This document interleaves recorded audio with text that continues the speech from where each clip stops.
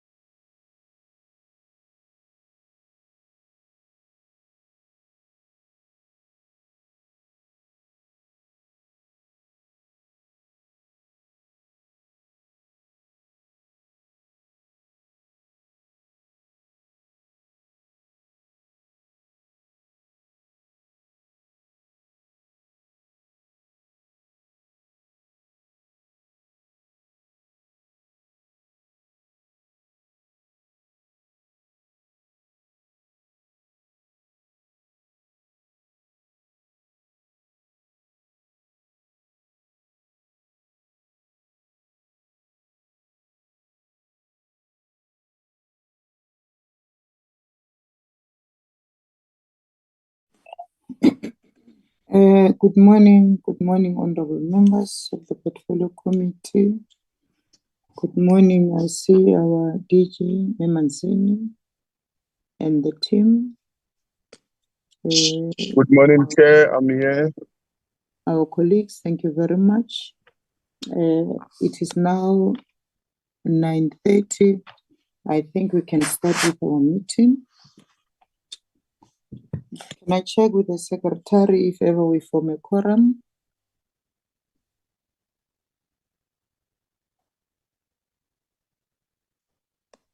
Secretary King?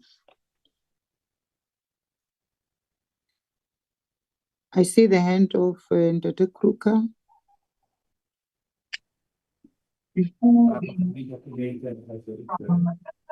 Madam Chair, morning, Madam Chair. How are you?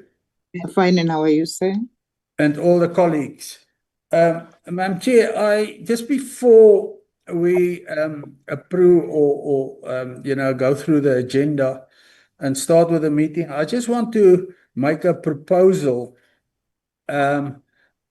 for our committee so that everything goes smooth and we can do our work and oversight 100%.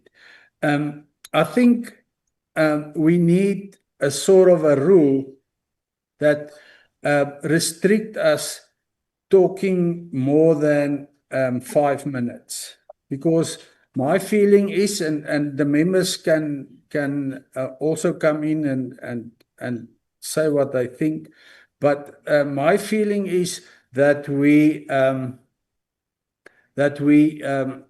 restrict our deliberations with whoever bring the presentation to 5 minutes and our questions, because sometimes we, if it's more than 5 minutes, then it, it just becomes,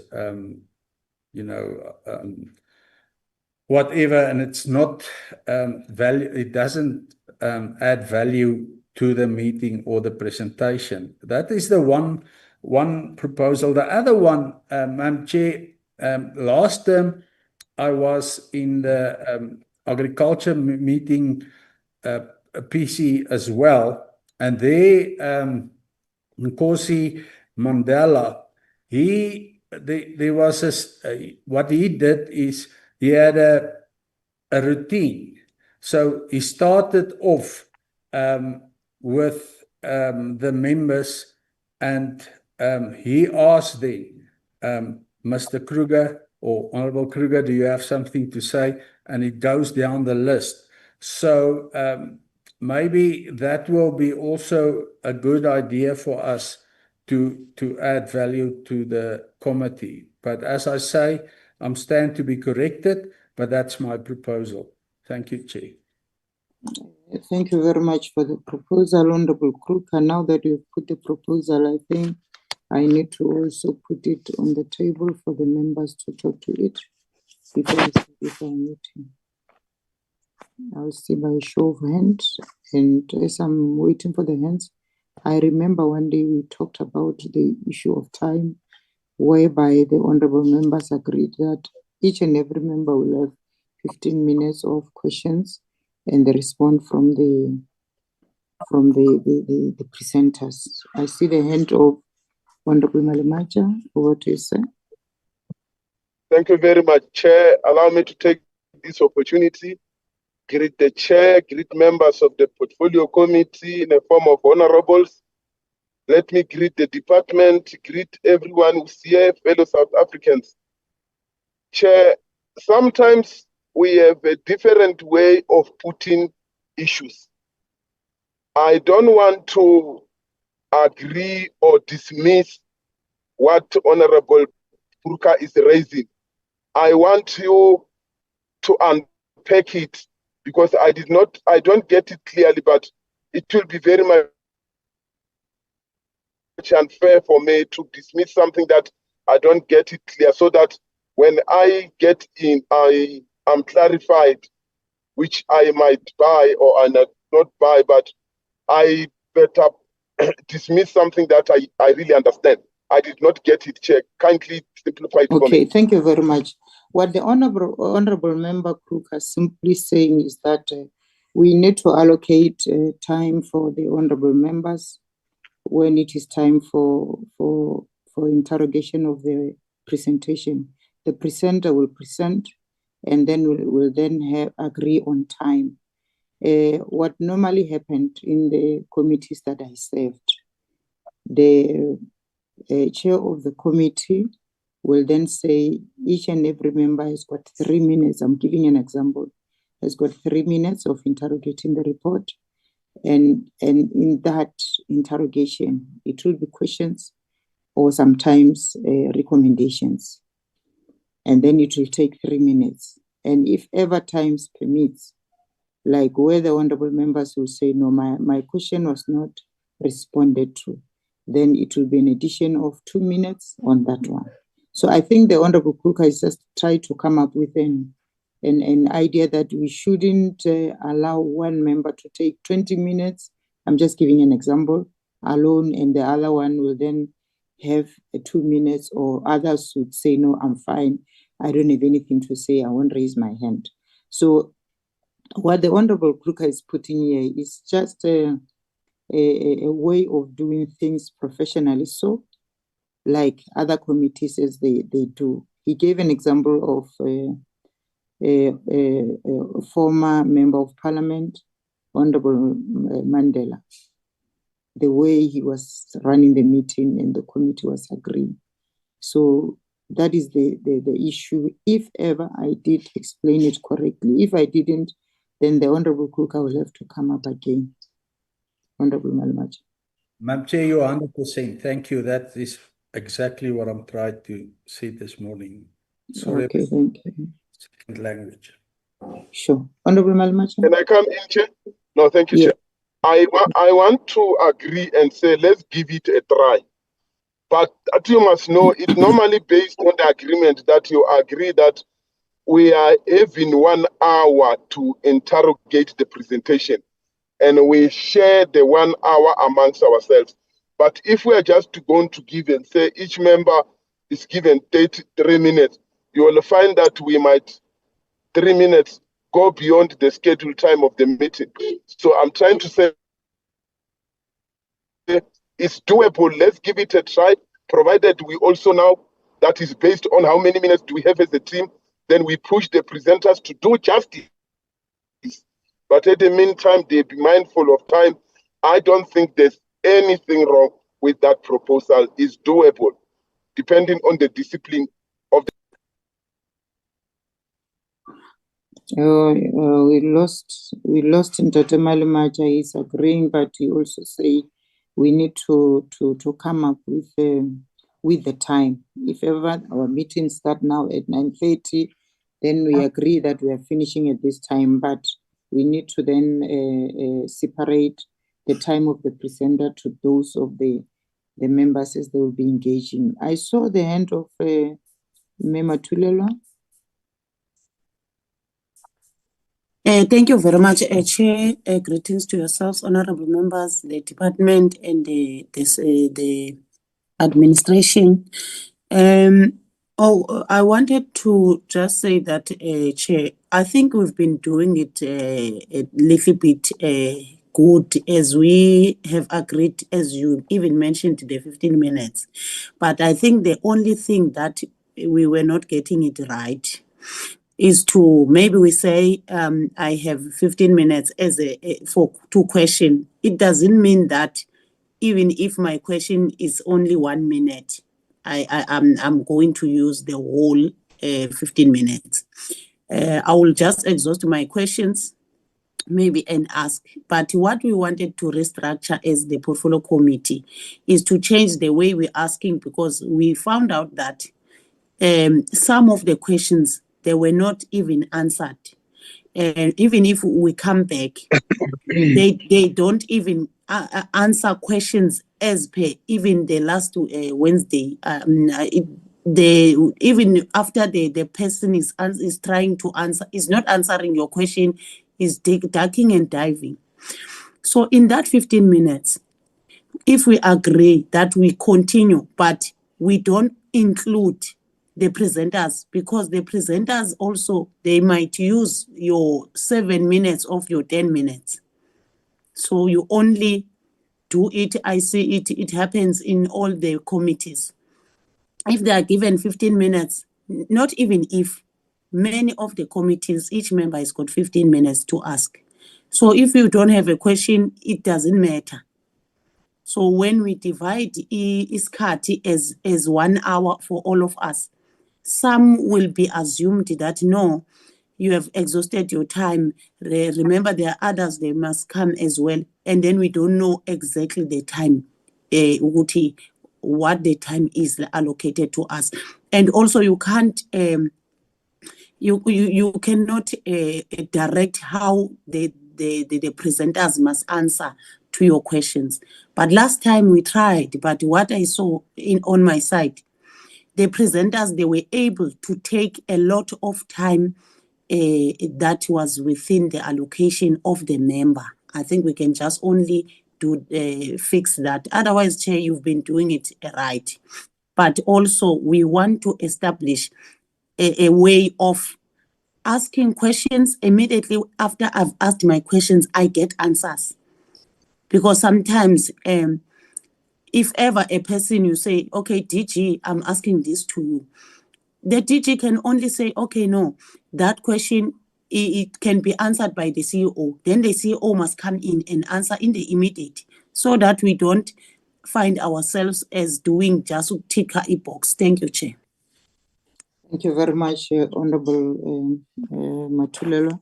I think the day I saw the hand of Honorable Singh, Honorable Kruger, but allow me to say the day we have agreed on 15 minutes, and the day it happened, it was so good in such a way that we waited for the presenters to do their presentations, and then when the honorable members now comes in with questions, they were asking questions and getting a response. I think we once did it and it went well.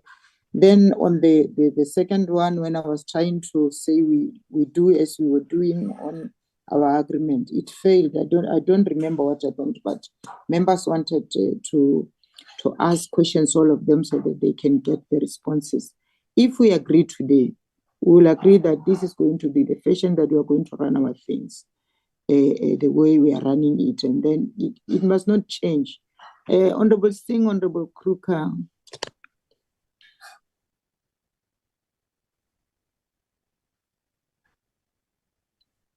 Thank you, Chair. Sorry, I hadn't muted myself. I want to agree with the Honorable Kruger. I think the point is that so that everyone gets an equitable amount of time and it's fair, Chair, because what has happened, I know previously when I was in the committee, you did try your absolute best to allow everyone to complete what they wanted to say. But when we started running out of time, then members who came in later were restricted on their time because somebody had taken 25 minutes to speak. So I think the point is to just try and have a fair and equitable amount of time for each person.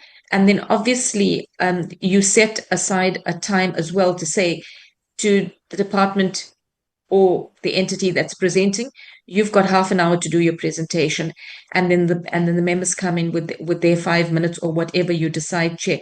But it's about spreading the time fairly. Otherwise, other members have had to have their times cut off because we were running late. Thank you, Chair. Thank you very much, Honorable Kruger. Yes, thank you, Madam Chair. I just want to recommend something about questions that's not been answered, and no, it's a problem.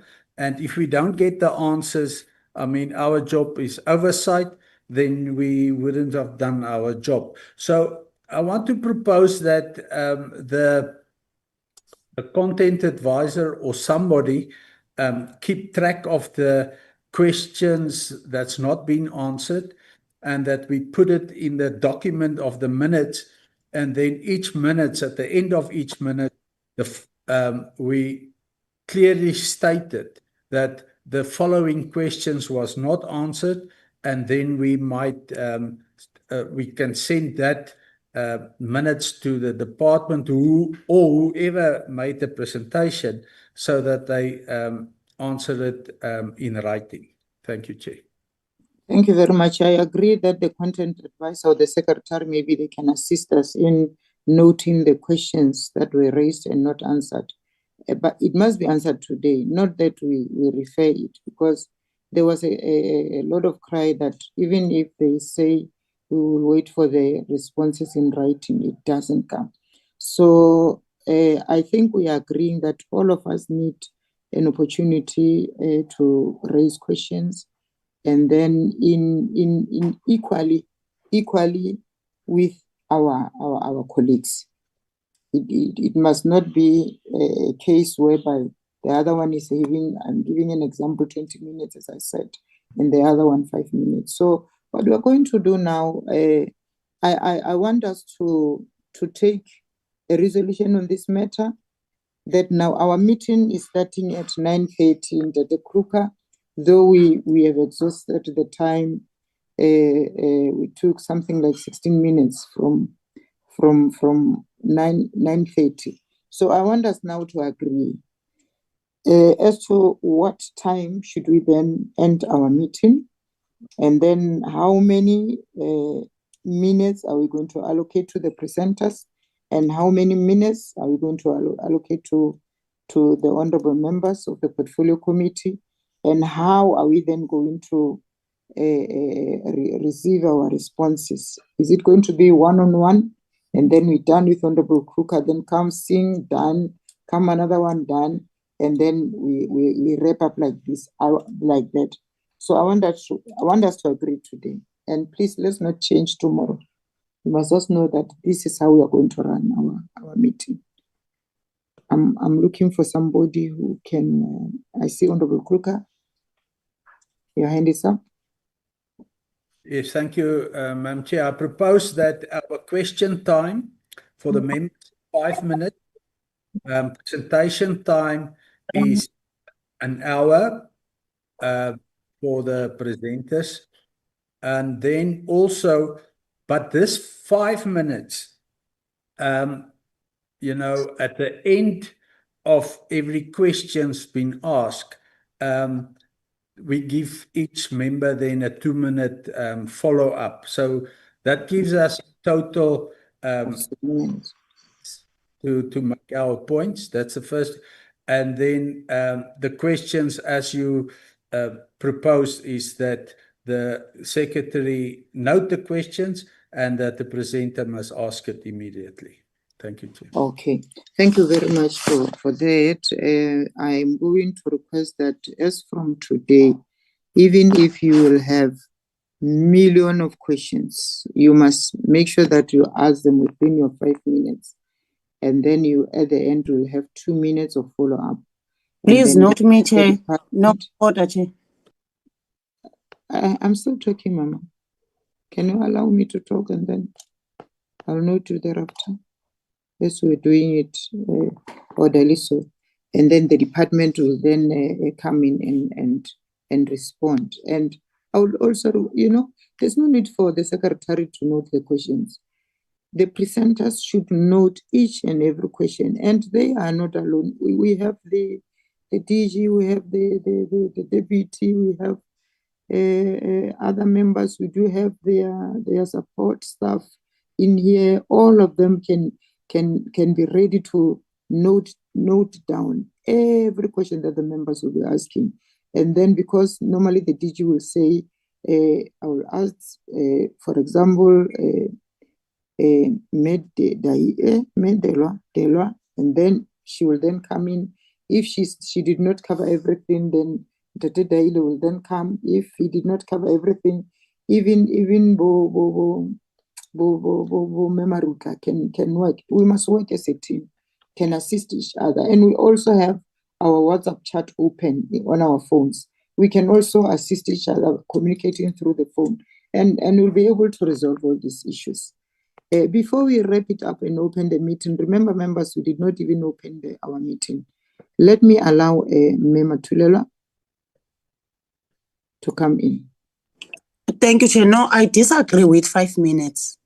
Okay. Because if you remember, we came with 15 minutes because it's a normal time that is allocated for committees for each member. So I don't think 5 minutes will be enough for members. You can use 5 minutes or less if you don't have anything to ask. That's what I'm saying. And we have never used the whole 15 minutes ever since we started, but the normal time is 15 minutes. I think I will agree with you. You know what? You have your 7 minutes to ask question and make a follow-up, and the department will have 8 minutes to to respond to whatever you would have asked. All in all, it will end up being 15 minutes. We did not change that agreement of the day. I see the hand of Balugile. Over to you. Honorable Member, Sapo. Thank you very much, Chair. Good morning to you and honorable members at the meeting. Pardon me, Chair, I have flu. No, Chair, I just wanted to raise exactly what is raised by Honorable Matulela to say I also disagree with 5 minutes. Taking into consideration sometimes the detail of the report or the presentation that would have been presented by the department. 5 minutes will not be doing justice to anyone. I was then Chair going to propose that let's stick with the 15 minutes for now, and then we will review it as we go on in our next meeting if it is not working for us. But 5 minutes, I disagree with that. Thanks, Chair. Let me understand before you go, Honorable Sapo. Last time we said 15 minutes. All in all, it must be time for raising questions and getting the responses. So today, are we saying 15 minutes per member asking questions? And then we then allow the department to respond. It's going to extend our 15 minutes. Clarify me on that one before I go to Honorable Madam Maja. It must be inclusive of everything, Chair. All right. Right. Then we agree. Thank you very much, Honorable Member, and please get healed. Honorable Malimacha? No, thank you, Chair. The danger of taking decisions being emotional or overexcited is that when you put all in trial, you realize that you have bind yourself for good. I want to say, let's give it a try. In case you realize it's not working, you can review. Because others, if you say, this is the decision, I will remind the person when it is not suiting, then it becomes a problem. And I will not deviate from there because normally I'm a principled person. I don't take this today and tomorrow. Then, Sapo, you are covering me, Honorable Sapo, to say 15 minutes is the business of the questioner and the questioning. So let's give it a try at that package and see. Then, bearing in mind that even ourselves, we've already chowed the time of from 9, we extended to 9:30, you remember? Because that 30 minutes we might need. Today, it might be very much, of course, if our meetings, yes, they are on Wednesday, we have that time because the sitting is sitting at 3. Man, I'm saying let's be fair, give it a try on the 15 minutes. Next meeting, let's all agree that it's working, endorse it, and leave it that way. Thank you. Thank you very much. Meaning that, Honorable Malimacha, before you go, you are saying we are giving a member and the department 15 minutes as we did on that day, and there will be no follow-up. Are you saying so, sir? It's just we did not listen to Mr. Kruka carefully. He was trying to unpack putting the follow-ups in that package. And it comes exactly to say, let's give a try today. Let's give a follow-up and everything and see if it's working on the 15 minutes, which to me is a maximum. Then we will not necessarily check in time alone. We will also begin checking the discipline conduct of our members regarding time given. Then we will decide there. That is where you will be taking decision based on the baseline information of the process. Thank you so much, Chair. Thank you very much. I think I heard Mr. Kruka very clearly, but I wanted to also check with you. That is why I asked you the question. I really understand Mr. Kruka talked about 5 minutes, 7 minutes follow-up, and the other minutes from the department. And that day we agreed on 15 minutes, whereby the department got their minutes and the member got her or his minutes, and then it was like that. And when the other member was saying, I want to make a follow-up because my question was not answered, it was like I am opening up for what we did not agree upon. So I want us to agree that the 15 minutes allocated to the member is not going to have a follow-up at the end. All the members will make sure that they divide their time equally with the time for their responses. I think we have exhausted the matter and we are agreeing. Content advisor? Sorry, Chair. Yes? No, I think, Chair, on your side, maybe you are a little bit twisting it. To say it's a 15 minutes, both the presenter and the member. It includes the follow-up, but it depends on that particular member, how the interrogation or whatever question is asked to the department, how the answer is needed. Because sometimes the answer can be yes or no, but the whole thing will be 15 minutes. It doesn't mean that we're going to go with a uniform way of answers, and then after the answers, then is a follow-up. I don't think it will be like that. And also, if a presenter is not in line with the questions, I think the member within the 15 minutes can be able to say, no, my question is this and this. Within that 15 minutes, we are done. Thank you very much. I think it's good that I twisted it, because now you wrapped it nicely that within 15 minutes, we are done. If ever your 15 minutes is finished, there won't be any fight of some sort. We will just agree that you have exhausted your 15 minutes. Thank you very much, Honorable Mathulelwa. And Gumede, our content advisor, is he in the meeting? Yes, I'm here, Chairperson. Okay, thank you very much. Please make sure that you do as you did that day when we were sticking to our 15 minutes. I'm going to request that you stick to the time. If ever Dr. Malemaja's minutes is over, he will be told that we have exhausted your minutes, so you will see what to do. Maybe through the email questioning, receiving the responses, and you sending the questions through your email. Thank you very much. And That's fine. I'm sure we are agreeing, and this discussion is not going to come back again. We are done today. King? Okay, let me open the meeting officially and welcome all the members in the meeting. Though I can hear that all of us are free and we are ready to continue with the purpose of the meeting of today. We are ready to continue to see our people being strengthened. We are ready to see the poor or poverty being stricken out of the lives of our members, especially those who are dealing with small businesses or the entrepreneurs. We are ready. So this is the purpose of our meeting that we always focus on. Allow me, honorable members, to say the meeting is officially open. King, I see that we are forming a quorum. I just want to check with you if ever we have the apologies. Good morning, Chairperson. Good morning, Chairperson, and thank you. Good morning, honorable members. Good morning, DG, Chairperson of SEDFA, and colleagues. Chairperson, we've got apologies from the minister, which from her office, which indicated that she had to rush home because of family matters. And then we also have the apology of the deputy minister, which indicated that he had some prior commitment. She is engaged in Mpumalanga province. And then we also have the apology of Mr.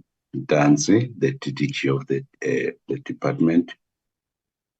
Then we are having Miss Honorable Mathulelwa, Honorable Malemaja, Honorable Kruger, Honorable Macholo, Honorable Bilankulu, Honorable Singh, Honorable Java, Honorable Sapo, Honorable Hlazo Webster in the platform, which then we do form the quorum chairperson. So those are the members. I think Honorable Singh I also mentioned here. Then we are also having, as you remember last time that we said I must check with Honorable Nkosul Tuli. I did give him a call. He's still on sick leave. However, he indicated, and I had seen here, that he follows the committee through his gadget of taking the records. So those are the members that are the platform. Thank you very much. Okay, thank you very much. I see the hand of Sarah Singh, Honorable Member Singh, and Honorable Mayor Nchaba, in that order. Thank you. Good morning, Chair. Good morning to the honorable members and to all officials on the platform. Chair, I have a prior commitment at 11:15. I will just try and stay on for as long as I can, but I might have to actually leave then. Thank you, Chair. Thank you very much. Then when it comes to interrogating the report, you need to raise your hand, be the first one, so that at least we would have done justice to your questions. I see the hand of Honorable Minchaba. Cheng yanibingelela umhlangano wonke ithemba ukuthi niyaphila. Che uMafakane uthe uyangimxoxisele uzonjoyina late usaye kwadokotela. Ngiyabonga. Ngiyabonga mama. So we can continue. We are welcoming all the apologies. It is part of life. Things happen the way we are not expecting them to happen. So we do not have anything to say except to accept the apologies. Honorable members, we are now on item number. There's a hand of one Kruger, Chair. This, okay, Honorable Kruger. Thank you, Secretary. Just a short one.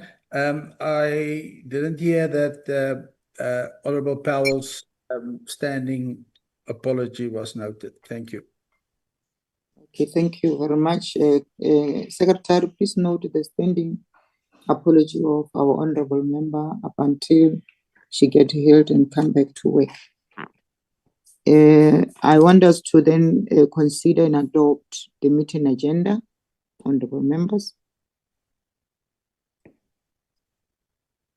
We are on that item. Let me see by show of hand.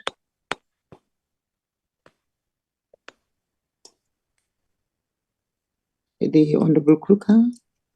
Madam Chair, I propose that I move that we accept the agenda as is. Thank you.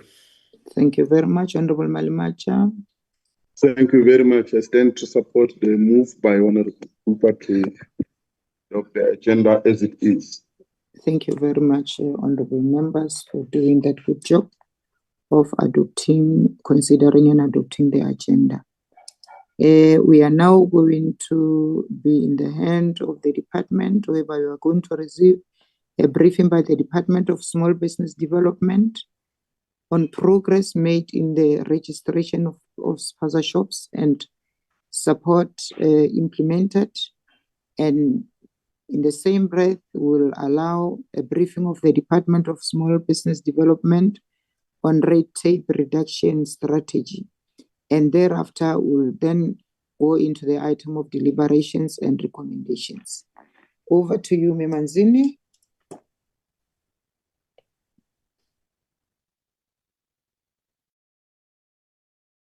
Thank you very much, Chairperson, and good morning to yourself and all the members. I see that the chair of SETFA is here, herself, and the leadership of SETFA and of the department, and all the other colleagues that are in here.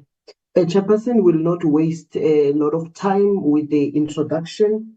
Safe to say that we are bringing those two presentations that the chairperson has spoken to, as requested, that with the spaza shop support fund and how far we are with the issue of the registration. And again, we'll also touch on the issue of the way forward and what is being proposed.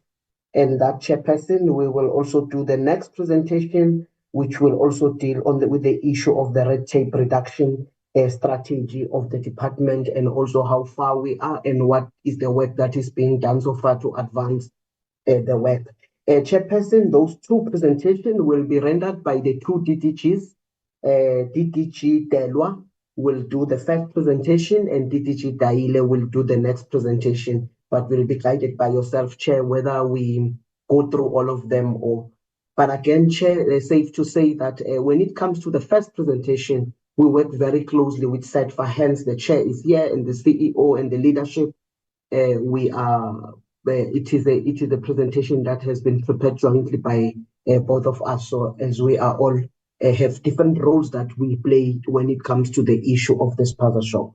With your permission, Chairperson, if DDT can take us through. Thank you, Chair.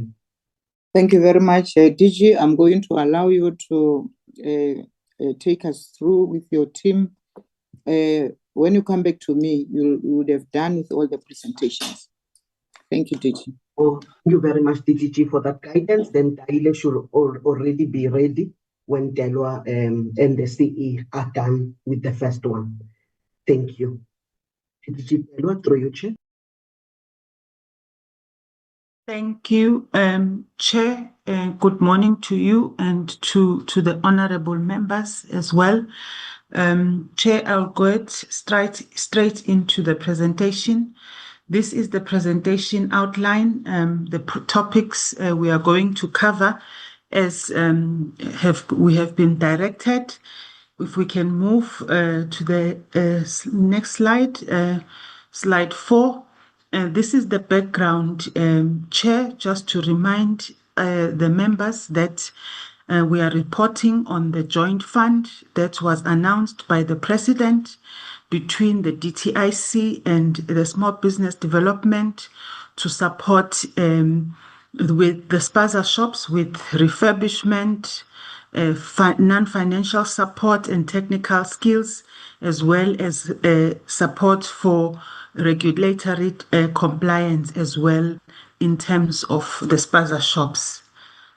Then also just to indicate some of our objectives around the fund was that it will not be just a once-off grant intervention, because we are hoping through the initiative that we can have fully trained spaza shop owners who would have acquired business and financial management acumen that will enable them to manage their businesses sustainably, but also continue to have access to finance without the support of government, because they would be having the right skills to run the spaza shops financially, but also they would have been trained to deal with the safety, food safety, and therefore we would see the sustainability all around in terms of the spaza shops and the food handling businesses. We were also hoping with this intervention also the aggregation of manufacturers, wholesalers and distributors, that it won't be a once-off, that through this intervention by government, the platform will continue to expand service offerings to the spaza shop market, and that this will continue to increase the power of spaza shops through economies of scale and bulk buying. I'm still on 5, Puti. Also, I think lastly is to say that this intervention, we are hoping that we can also intervene in terms of local manufacturing in the township, where products that are manufactured by businesses in the township can be onboarded into the Spaza Shop Support Fund platform for purchases by spaza shops as well. This really is speaking to indicate that for us, this fund goes beyond the 500 million and hopes to really create a thriving spaza shop and food retail space in the communities. If we can then move, as part of the introduction also, just to remind us that this fund was launched on the 8th of April by the both ministers, Minister of DTIC and also Minister of DSBD. Also that the fund is also informed by DSBD policies and strategies that speak to the township and rural economy. And we are going to show this in the next couple of slides. If we can move to the next slide. Here we are just reflecting the last statistics that we have in terms of the work we had undertaken at the beginning of the year, is that we were sitting at about close 83,000 applications of spaza shops in the country. This compares, in our view, well with the previous Accenture Africa report, where they were estimating the spaza shops to be about 150,000 in the country. For us, we've also looked at the tax 2024 tax statistics that indicate that 3.6 companies were registered for company income tax, and out of those, only 549 were large companies. This would indicate that at least between 2.6 to 3 million companies registered for tax are micro, small, or medium enterprises. Also, SITFAT has the SMME quarterly report. According to that, they use a proxy calculation based on the Stats SA quarterly labor force survey to determine the number of MSMEs in the particular year. The number during the quarter of 2024 was estimated to be at 2.6 million. The retail sector, or what is called the trade sector in terms of the report, accounted for the highest number of MSMEs, which is at 37%, followed by finance and community services at 15% and construction at 12%. The next slide is really just providing the stats that I have summarized in terms of the MSMEs in the trade and accommodation, which is what we determine as retail in the quarterly labor force stats. Then, in terms of the importance of the township and rural economies, we have the National Informal Business Upliftment Strategy, which provides a framework to assist us to graduate informal businesses into the mainstream economy. We are also in the process of finalizing the Township and Rural Economy Development and Revitalization Policy, which builds on existing programs that the department has been implementing in this space, including the TRAP program that we are all familiar with. Through this policy, what we are trying to do now is to make sure that we coordinate all the government efforts and we accelerate some of the interventions in this space. Therefore, the Spaza Shop Support Fund sits squarely within these strategies and policies of the department to try and enhance the rural and township economy as well. Next slide. Here we are just unpacking the NIBA strategy, and I think we've tried in a previous presentation to further expand on this. This is really to enable policy and programming as well in promoting the continuum for the graduation of informal businesses, and that is why then you see us having your IMEDP program, your business infrastructure support program, and then as they graduate, then they go into the more higher programs or instruments like your TRAP. Just showing the next slide, which is the model that we are using, which is the Vuvuzela graduation model of how we plan to promote and uplift informal businesses and transitioning them from the informal right up to them becoming fully fledged MSMEs and running sustainable businesses. The next slide speaks to the policy, which I have referred to, the trader policy, which we are currently finalizing. It will be going out for public comments, but it is responding to some of the challenges that are also reflected when we are dealing with the spaza shops. And so we are hoping that long term through this policy, we will have much more long-term, long-lasting policy interventions in this space. I won't go through the policy. The policy will be coming to the portfolio committee once we are done with the public comments as well.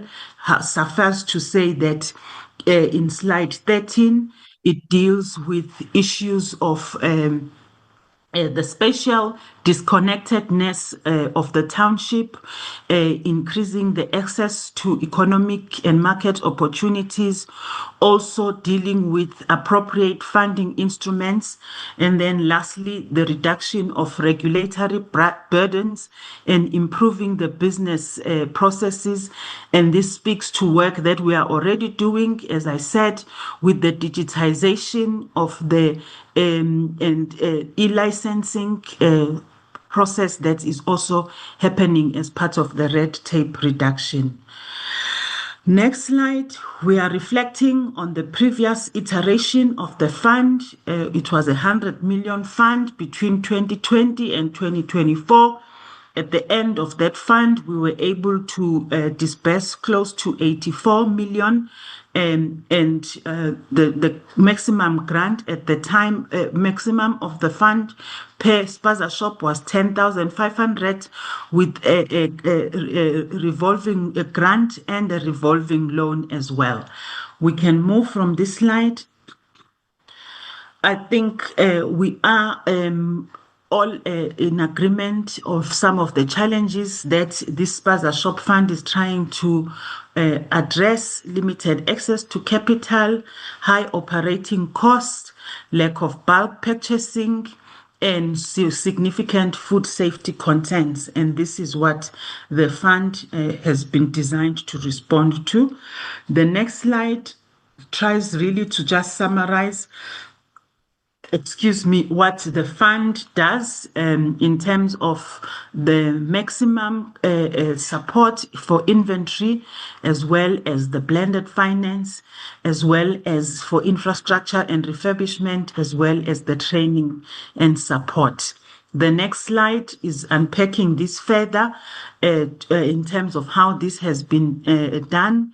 On the bulk inventory, the scope of the services is around aggregated procurement system, supplier partnership, distribution coordination, and then credit facility and alternative payment systems. The value add is a reduction in the cost through bulk buying, reliable availability of stock, cashless transactions, as well as job multiplier in terms of additional roles along the value chain. Infrastructure, it's site audits and tailored upgrades of the spaza shops, structural improvements, walls, flooring, electrical installations of equipment, including point of sale systems and post installation support. And then the last one is around training, which is a 5-day SITA accredited training with topics covering the use of point of sale, business management, and digital training as well. This is a group delivery and a certification of attendance is issued. And we are hoping through this to enhance business and digital skills, support effective use of technology in a form of point of sales for sales diversification, and also promote regulatory compliance through the training on health and safety, and also increase owner professionalism in terms of the running of the business, which are spaza shops or food handling outlets. Just to remind the members once more, we have a number of qualifying criteria. The owner for the fund, the owner must be a South African citizen or must have been naturalized as a citizen prior to 1994. In terms of the location as well, the citizen must be staying in an area designated as a township or a rural area. The spaza shop must be registered with the local municipality in accordance with the relevant bylaw and business licensing requirements of that municipality, because municipalities have adopted different approaches to the licensing or permitting of spaza shops. The registration of CIPC, I think we have indicated before, it will be optional based on the enterprise funding requirements, except to say that those enterprises receiving above 80,000 registration with the CIPC will be required within a period of 6 months. SARS registration as well, we say that they must have a valid registration with SARS, or they will be allowed a 6 months transitional period. This includes income tax registration, that businesses must be registered for income tax, ensuring that all earnings are reported and taxed appropriately. VAT, if the business turnover exceeds the threshold set by SARS, and ensuring with compliance with all tax regulations. We can move to the next slide. To date, as of 27th October 2025, these are the stats. We must indicate at the beginning the intake was very slow, hence we went to the outreach events. With those outreach events, we have seen marginal improvement. The application data, as you can see, according to provinces, right now we are sitting at about 2,595 applications that have been completed. Of these applications, the data is showing us that 49% is from women, 27% from youth, and 2% from people with disabilities. So after receiving these applications, then SEDFA conducts a desktop assessment to ensure that there is compliance. The compliance documents are attached. Once they are satisfied, the applicant is then conducted to arrange for a physical site visit so that we ascertain the existence of the spaza shop and also the citizenship to make sure that the owner is South African. In terms of the applications received, which is the slide earlier, we are now breaking this down according to provinces. As you can see that KZN remains high, followed by Gauteng, followed by Limpopo, and then followed by Free State. In the next two slides, we are providing a breakdown in terms of the provinces as well to show where the applicants are in the different districts as well as in the metros where there are metros as well. We can move to the next slide. So in terms of the assessment of applications, SEDFA has conducted about 752 physical site verifications. These applications have been sent to DSBD to assist with the license verification. Here I must indicate that the department works with municipalities where we send the license numbers that would have been provided by the applicants so that these can be verified. To date, DSBD has been able to verify about 637 licenses, and out of these, 418 were determined to be valid. 219 were not on the municipality systems, and 338 are still pending from the municipalities. This is the breakdown. On this other side, you've moved fast, Puti. It's fine. I think I was just saying it's the breakdown per province of those licenses that have been verified to date. We can then move in this slide, the next slide. We are just trying to show the progress and the business process in terms of what is done. Once the application is received, the application is then assessed by SEDFA. You have moved fast, Puti. It's assessed by SEDFA. We are sitting, as we've reported, at 2,495 of these, and then the business licenses submitted to DSBD. I've spoken here to the licenses that have been verified. Then there is a site visit. I've also spoken to the 752.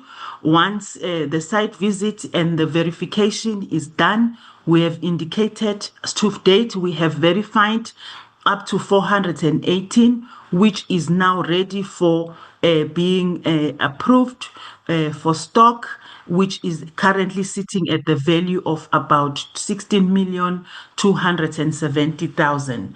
Once then that disbursement happens, and then there is ongoing monitoring and reporting on the performance of the spaza shops. We can go to the next slide. The SEDFA workflow, I think we've spoke about it in summary here, that once they receive the application, SEDFA undergoes the following processes: document intake and desktop review, phone validation and geolocation, on-site verification and audit, validation of licenses by DSBD, and then the device allocation, stock, point of sale, and then training. After the process, then SEDFA will undertake post-investment and monitoring. Post-investment activities include the deployment of inventory and a device to the spaza shop, and then the monitoring, of course, for going forward. Post-investment also includes physical site visits to ensure that the point of sale and the inventory was delivered. The site visits will also help to identify shops that still need spaza shops that still need further business development support. So also SEDFA, through their branch network, will also conduct spot site visits to ensure that the spaza shops are owned and operated by South African citizens. Now we are coming to some of the challenges and constraints in the implementation. One of the key challenges is around the business licenses.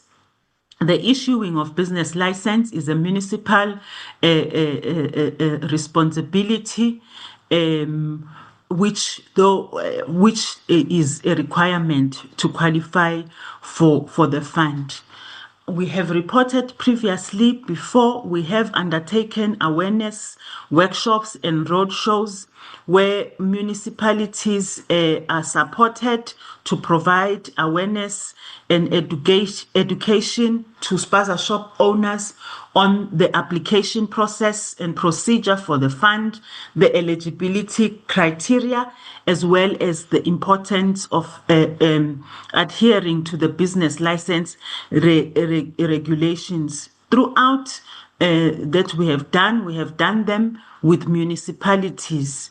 Beyond the licensing, municipalities will have to play a significant role ensuring that spaza shops continue to adhere to health and safety and other regulatory standards by conducting business licensing inspections.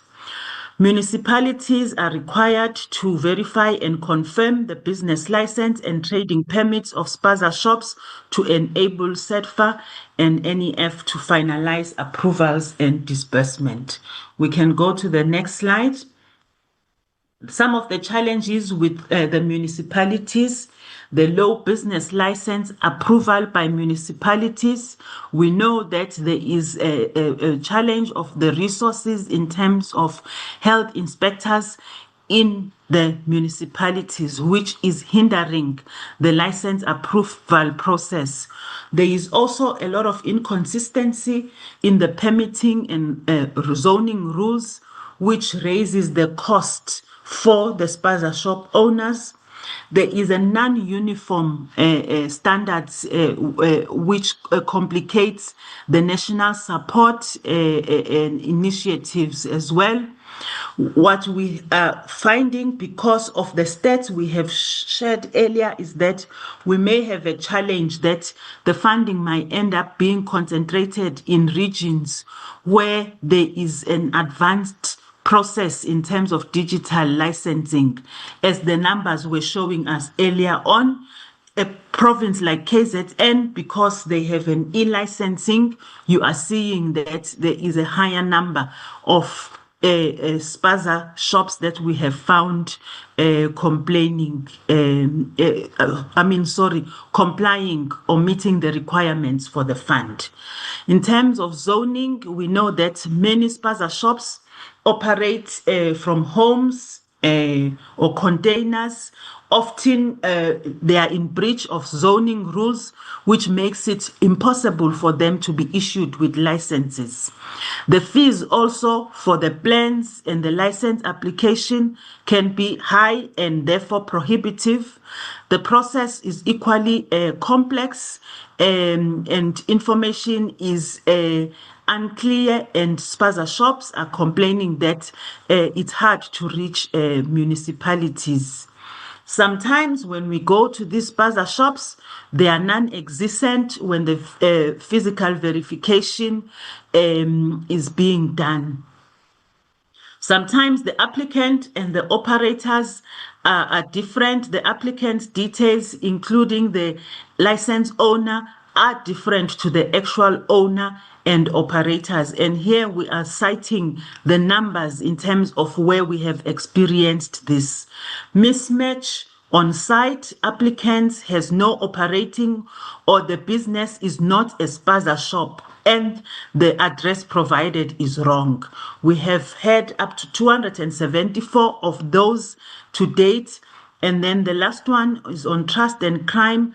Sometimes the spaza shop owners, they are reluctant to allow the CERFA inspectors to come in. The guys doing the inspection, citing crime in the area as a reason. Here we had that experience in about 36 of the spaza shops that were visited.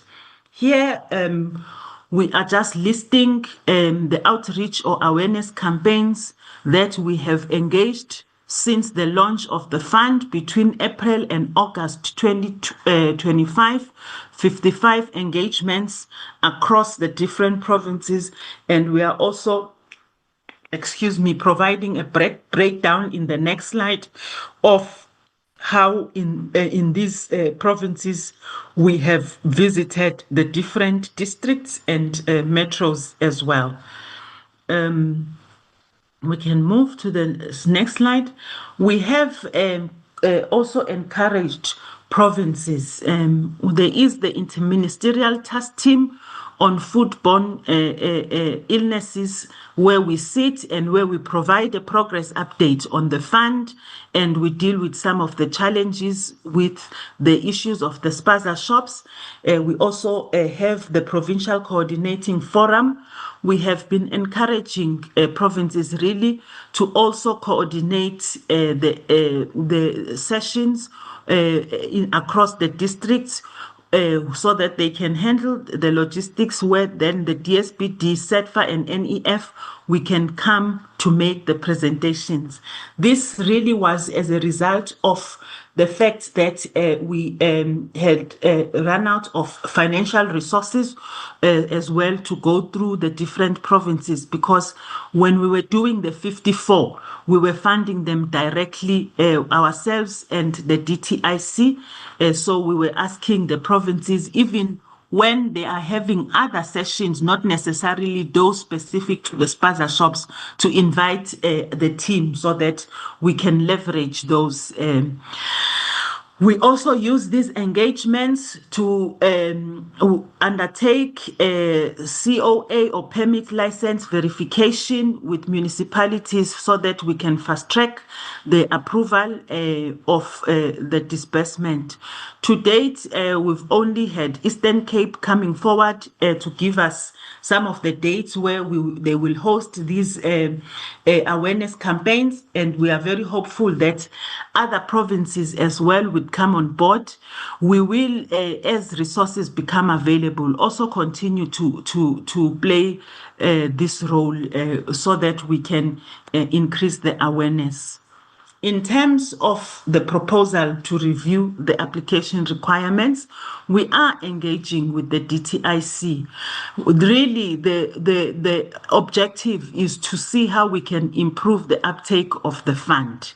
We have to balance between the need to improve the access to the fund and the health and safety, at the very least, in terms of environmental and food safety requirements, because we have seen that there are about 12,385 applicants who have started but have not completed.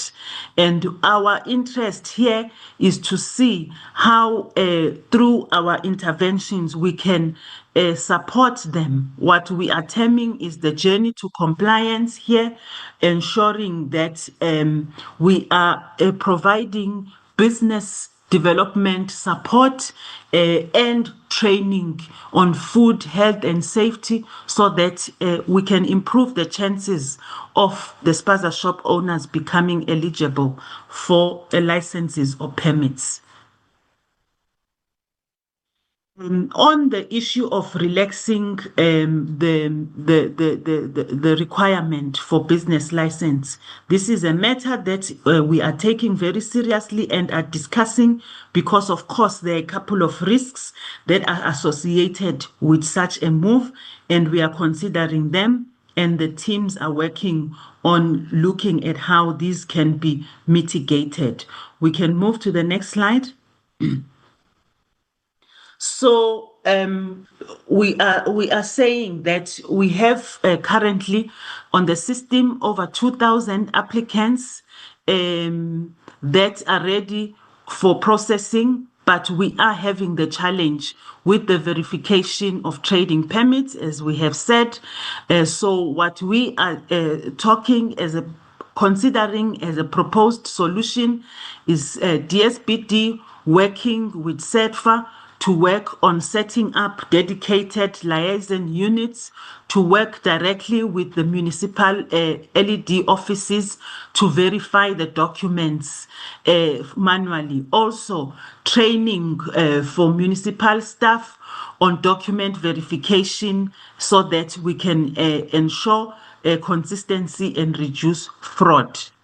The other issues that we are talking about is on the risk is that the shop might fail to meet the hygiene standard, leading to an outbreak. Fruit products that are considered unsafe and being improperly stored can be confiscated or destroyed by health inspectors. And then if customers become ill as well, the owner could face civil claims to damage or medical costs. So, and also should the authorities close the spaza shops, this means a loss of daily revenue, which can impact on the owner's livelihood.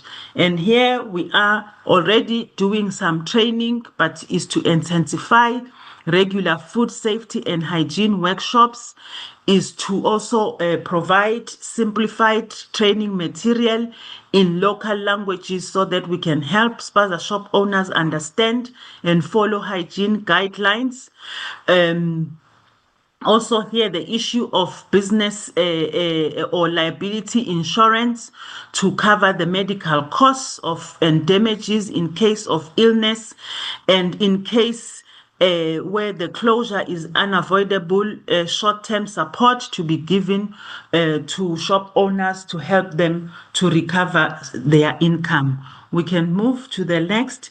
Around zoning, we are also here talking about DSBD, DTIC, working with SEDFA and NEF to work with municipalities to make the zoning application process easier and cheaper. I think in the previous presentation, we did speak about a possibility of municipalities reviewing some and designating some areas for MSMEs or spaza shops.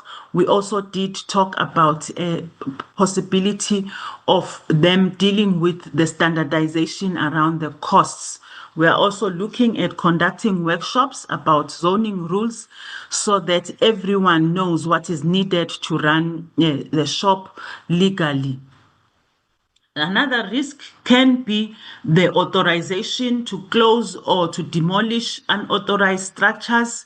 So for shops using unauthorized structures, we are saying that DSBD and SEDFA can work with the spaza shop owners to support them to work to fix or legalize their buildings before they face the demolition.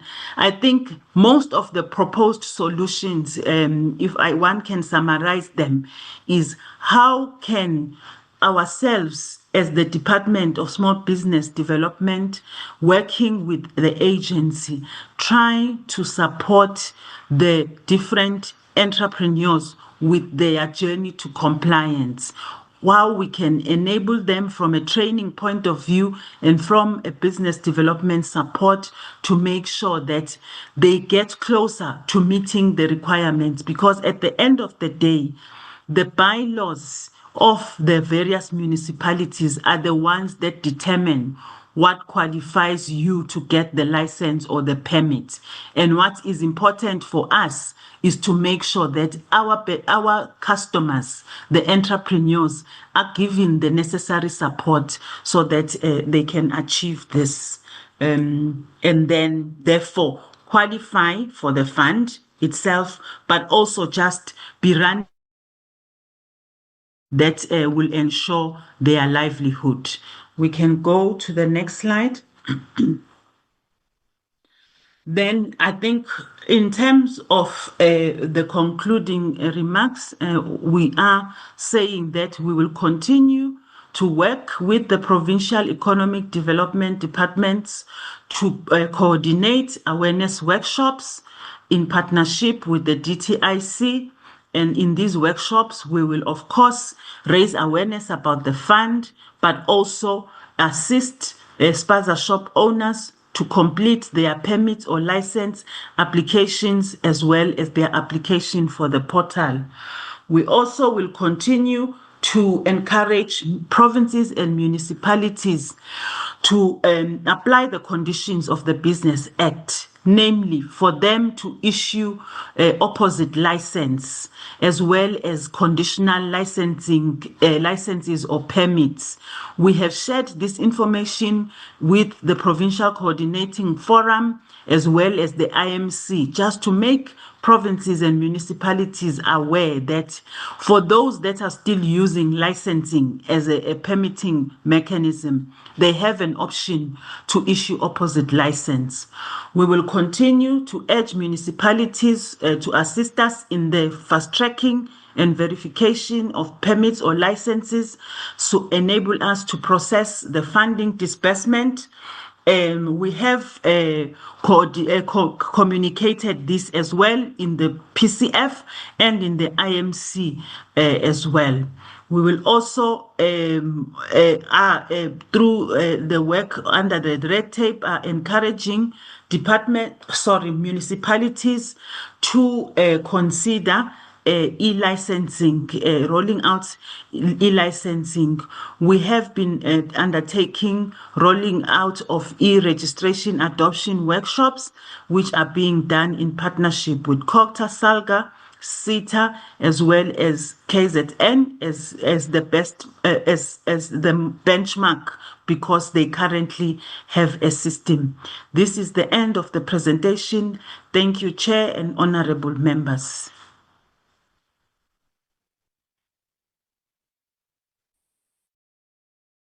Through you, Chairperson. Thank you, DDG Delwa. Let's have DDG Daile on the red tape as directed by the chair. Thanks.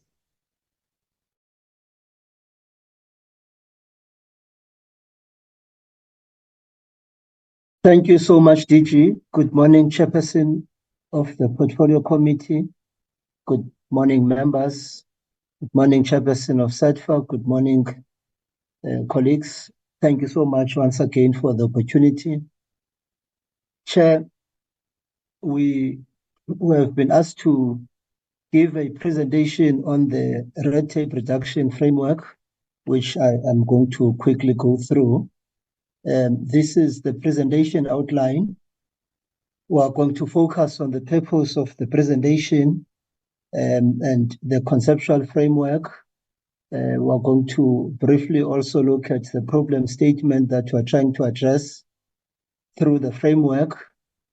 We are going to look at the purpose and scope of the framework, look at some of the international benchmarks that we have looked at so that we can align the framework.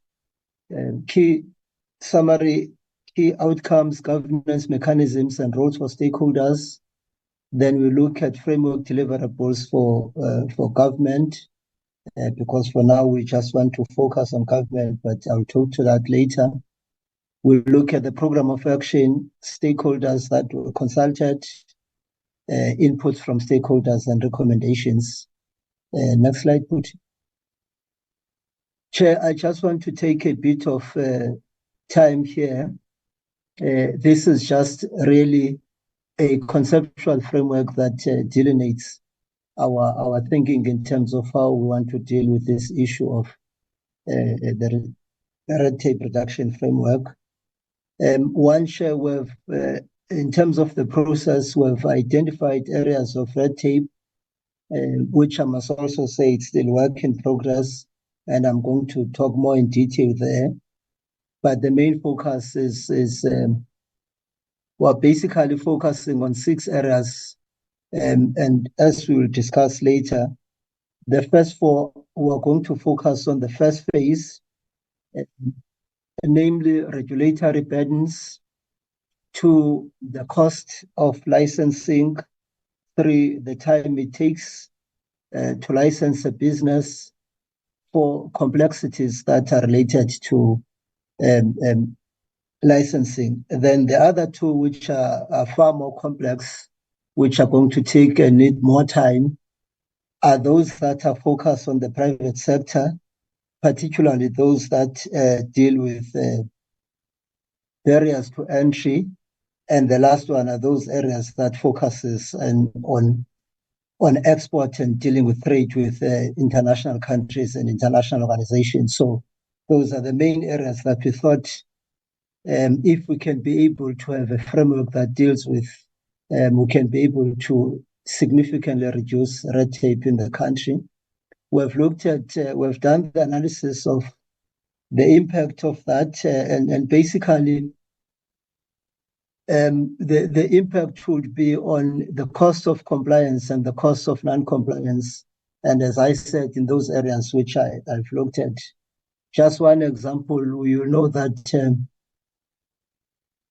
for a business to take time to be registered, you are losing time for productivity, you are losing on profit, and so on. So we've looked at that kind of impact, and the previous studies which were done, I think in 2019 or so, showed that almost 6% to the GDP is the impact of red tape, particularly on small businesses. We've looked at areas that we're going to prioritize for the first phase and the second phase. And then we're looking at issues of streamlining processes, particularly between government departments such as ourselves, TTIC, SARS, and so on, so that, and maybe even traditional institutions or traditional licensing authorities, so that people are not taken from pillar to post as they try to register their businesses and get their licenses. We're also looking at ways of trying to simplify language, and we've identified that as one of the areas that lead to complications in applications is the issue of language, particularly jargon that is used in certain sectors, and we also want to look at that. Want to look at making sure that processes are automated. We know that in most of the municipalities, as Digital was presenting, they are still using manual processes to either license or register or generally deal with businesses. And it's also one area that we want to look at.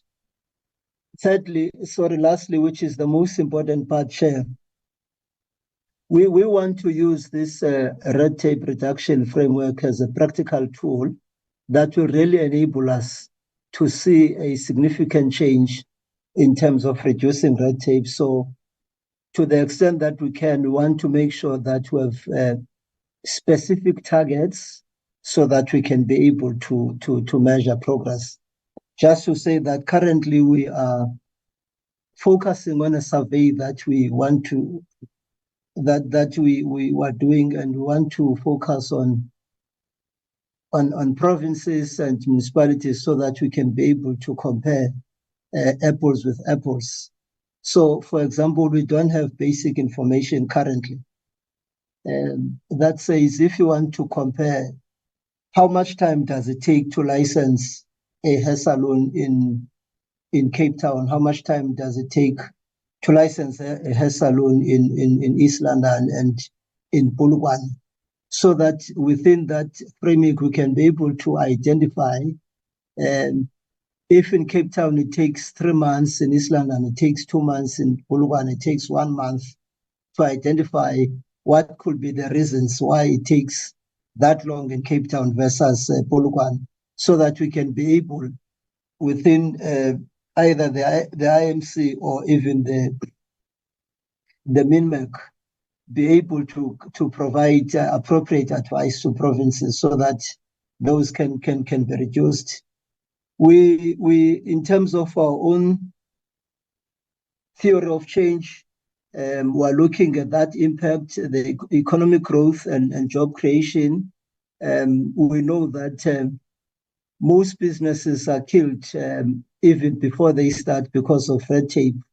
If you want to register a business that is going to cost you 10,000, 30,000, you might as well close shop before you start. And we know that in specific industries, those are the issues that they are dealing with. And as a result, we're unable to accommodate as much small businesses as possible. Want to increase the number of formalized MSMEs. One of the issues that we're trying to deal with is the issue of data management in terms of how many businesses do we have. And in fact, in most cases, informal businesses see it as a disincentive for them to be registered. So we want to encourage them, and we want to make sure that we come with proper incentives for them to be registered, be counted, so that they can receive proper support from government and other institutions. Next slide, Putin. Then in terms of the problem statement, generally we focus on those areas which were identified as we're interacting with different stakeholders. The first one is regulatory impediments, such as the interpretation and subsequent implementation of regulation that may cause undue delays. And in that score, we've identified 26 pieces of legislation and regulations that we are currently looking at in terms of reviewing, in terms of interacting with relevant departments to make sure that those issues are addressed. We looked at poor management and staff skills and resource shortages. In most municipalities that we are dealing with, this area of red tape, if I can say, members, is relatively a new issue. It's not an issue that has been appropriately and correctly managed. In fact, as you are going to see when we present in the later slides, one of the things that we want to look at, working together with the School of Governance, is to make sure that we are able to infuse this area of red tape as part of what public officials generally are trained in, so that you understand the sensitivities, but also the skills that are related to it. We also looked at lack of efficient processes and systems. Again, as I said, in most cases, we find processes of getting a license are very long, very tedious, and very cumbersome in most cases. And we could be able as a country to do better and make sure that we streamline them. We look at areas of policy coordination and implementation. One of our value propositions as DSPD is that of coordination. And we want to make sure that we place the department at the center of coordinating this area.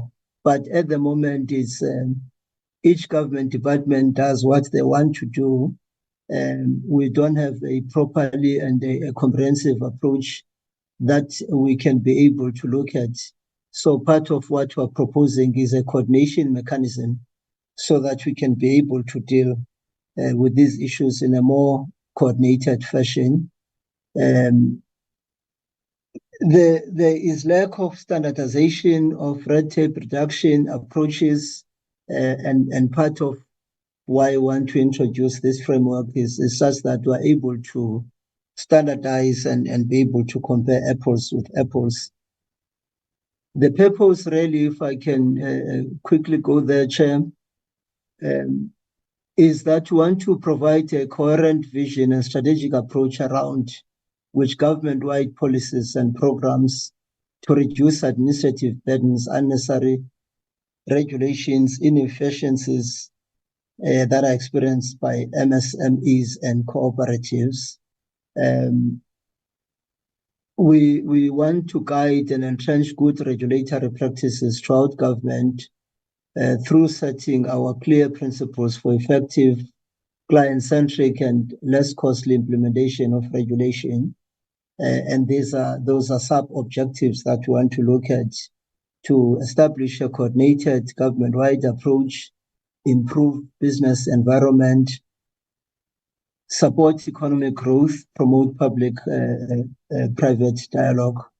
And I think this one is going to be the most important one when we enter the second phase, the dialogues that we want to have between ourselves and the private sector. And establish accountability and consistency in red tape reduction efforts. One of the things that we are looking at, Chair, is that when we're done with the indicator framework for the framework itself, to can be able to release reports that says, in these particular provinces, this is how much it takes to register a business, to have a license. It's a very complicated area because you are dealing with many different kinds of businesses that may have different requirements, that may have different costs, and so on. But it's work that we want to look at, and we want to take it sector by sector, business by business, so that we're able, and province by province, so that we're able to compare apples with apples and be able to intervene appropriately where we are required to. Next slide, Putin. Then here we have looked at some of the international benchmarks, and I'm happy, Chair, to say that at some point, insofar as registration is concerned, I think the country is doing very well. Where we start to find problems is at the level of licensing. But in terms of registering a business, well, on average 7 days, and in other countries like New Zealand and so on, they're still doing far poorer than us in terms of that. But the problem with us, as I'm saying, is licensing. So we have looked at WTO, where they looked at technical barriers to trade agreements, EOCD, on their better regulations agenda that promotes tech-driven practical regulations. We have looked at the SDGs. So the main point here is that the framework that we're proposing has been vetted against those international standards, and we think it does align with them. Then we also said what could be the contribution of this framework to the MTDP, and we identified specific areas in the MTDP that we think this framework could be a major contribution to. So, for example, we have looked at one area that says increase employment and work opportunities to reduce unemployment.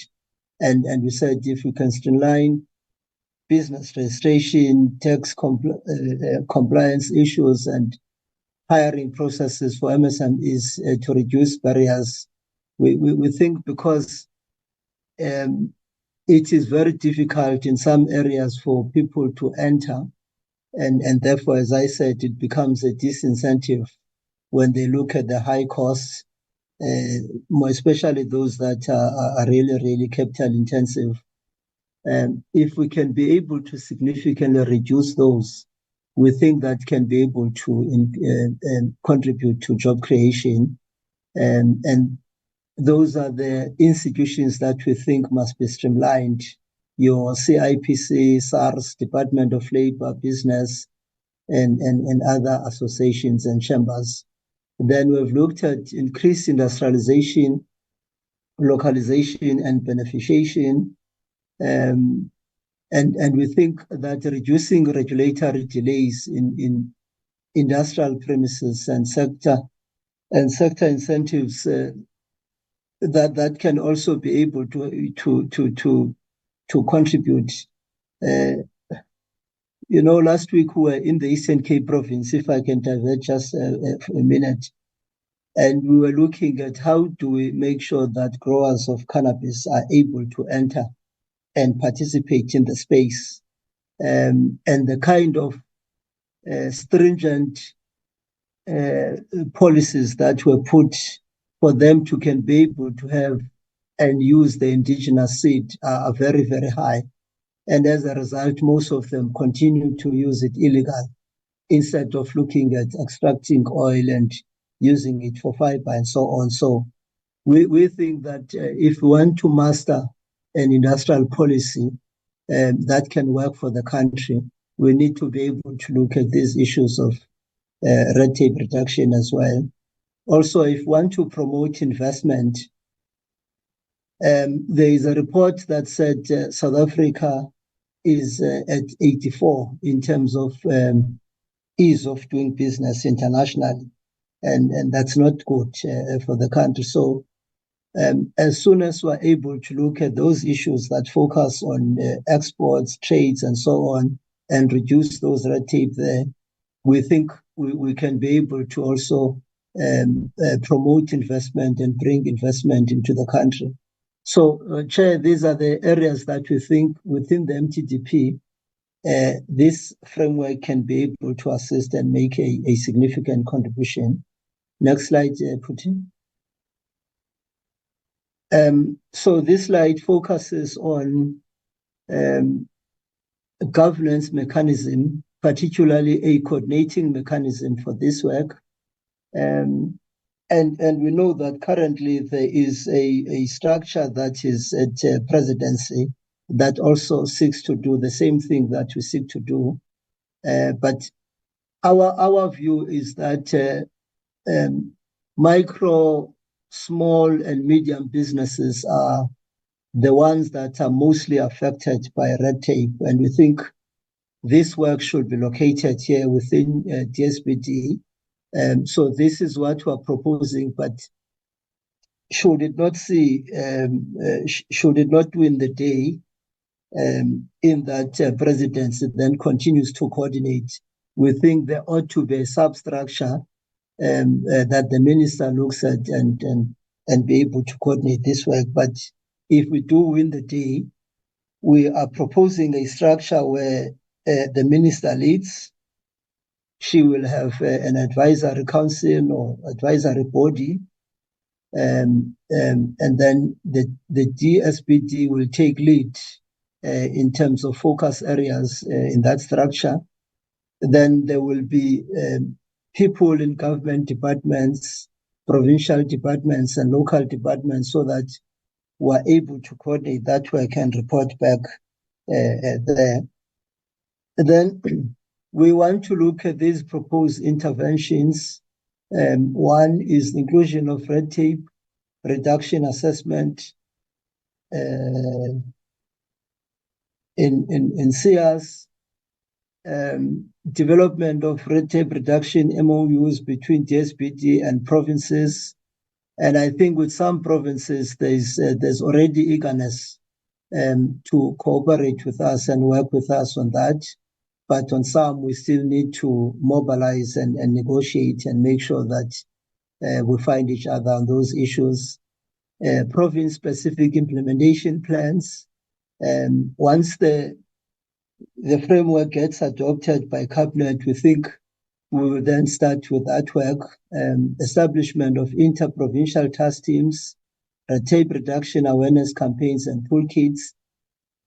We think as soon as this gets adopted, we are going to engage in a drive of popularizing the framework, so that everyone in municipalities understand, everyone in province, in government departments understand, and to extent possible, everyone in the private sector understand exactly what is it that we're trying to do. So we will also develop toolkits which will be shared with colleagues in provinces and government departments, so that they are better and able to deal with that.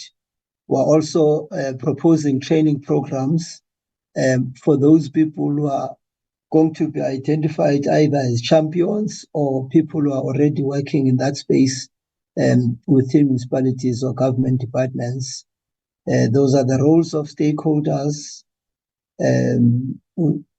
The framework outlines coordinated multi-stakeholder interventions by national departments, provincial, local, and private sector. We, as I said, want to make sure that DSBD really puts its best foot forward here and take leadership of this, so that MSMEs don't continue to be subjected to these unnecessary burdens. So we'll also look at roles for provinces, roles for municipalities, the private sector, and so on. Next slide, Putin. Then at a high level, these are areas of focus in the intervening period.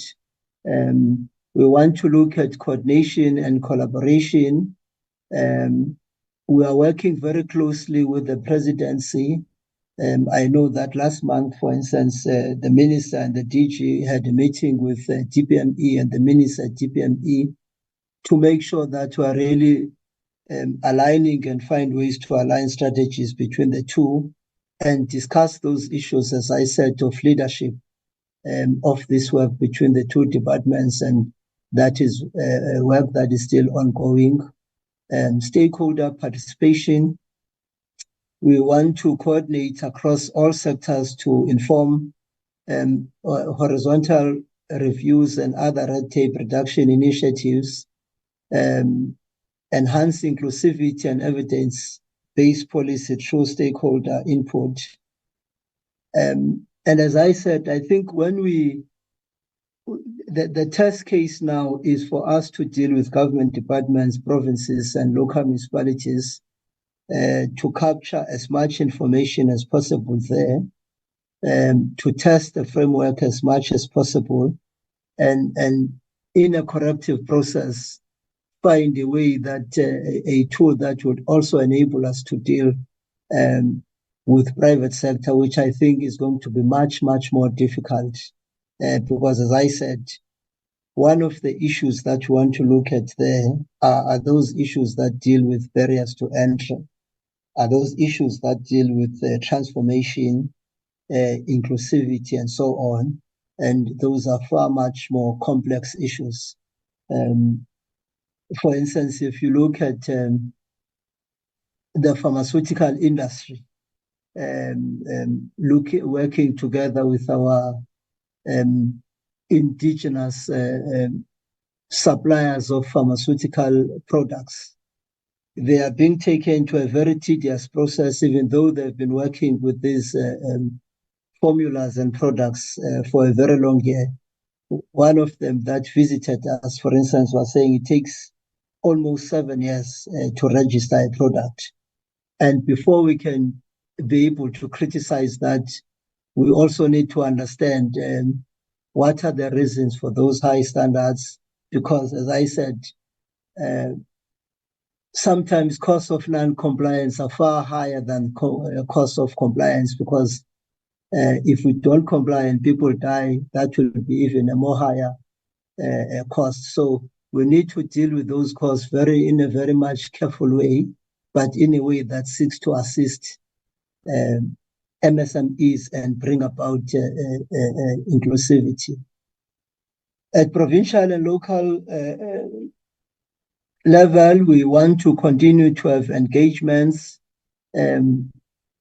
particularly with offices of LED, which in most municipalities are entrusted with this task of registration, licensing, and so on, so that they themselves are able to talk about it and become the ambassadors of this work on our behalf, and make sure that they also assist small businesses.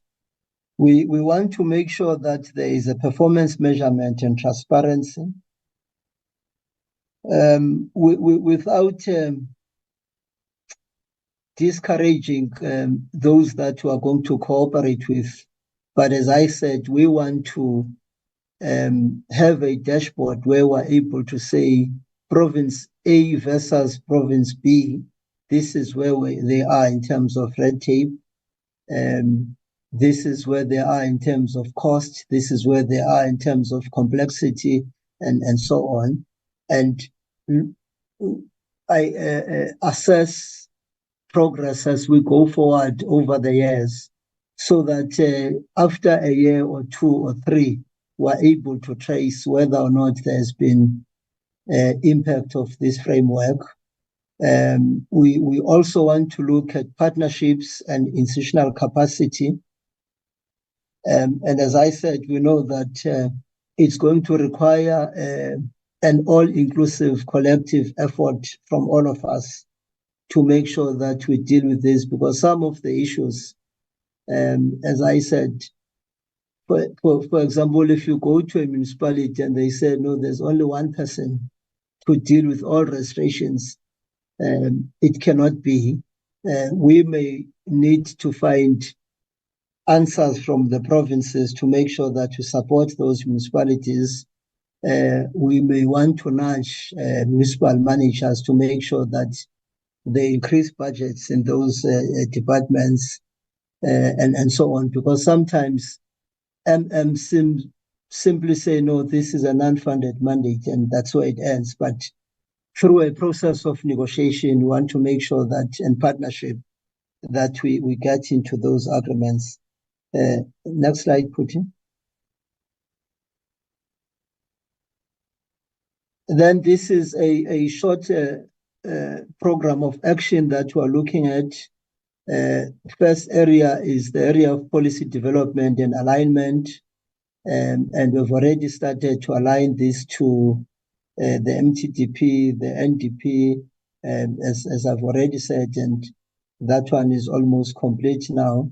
The area of leadership and governance structures, as soon as it gets adopted, we want to make sure that we appoint those structures so that they assist with the work as soon as possible. The ongoing work on regulatory reform and review of legislation, specifically on those 26 pieces of legislation, is ongoing. process optimization and digital solutions. Part of the things that we are looking at in integrating what we do with all the work that we're doing. Next week, for example, we're starting the public consultations on business license and bill, and one of the key sections of the bill instruct the minister to find a digital solution for the capturing of businesses. And so it's one of the things that we want to look at in terms of the bill itself. Now that it's in the process of being enacted, I'm sure as DSPT we're going to be under pressure soon to make sure that you have that kind of a platform. Stakeholder engagement and public-private consultation. This has not yet started, Chair, because as I said, we are now focusing mainly on government, but at a leadership organizational level, we are starting to have discussions with BUSA, with BBC, and so on, so that we make them aware of the processes that are going to unfold. But we think that early next year, we should then start in a very deliberate way then to have discussions with different industries and different players in different industries. It's always very, very insightful to speak with people in a particular sector so that you understand what are the challenges in that sector and how does red tape affect them and so on. For instance, when we were in Free State with the portfolio committee, I was telling them that we had meetings with people in the financial services sector, where they told us about their frustrations if they want to hold licenses for them to be able to take monies and insure people and conduct funerals and do business. And they said, DDG, we simply take money from people and we take it to those that are registered and have licenses. They don't do any work, but they get the lion's share of the money. And surely that cannot be fair. So those are the issues that we want to look at. And we want to engage with those insurance companies, engage with those people who want to start those businesses so that we're able to hear both sides and find a common ground in terms of how do we deal with those kind of issues. Training, capacity building and change management. As I said, we are engaging the School of Governance, we are engaging DPSA to make sure that as we begin to implement, there is a proper module that focuses on red tape reduction that can be infused in the training of public officials, but also on our side, implement that particular program as part of implementing the framework itself. Monitoring and evaluation, I've already spoken to. Communication and awareness campaigns, as I said, as soon as we now get this concurrently, this approval concurrently will then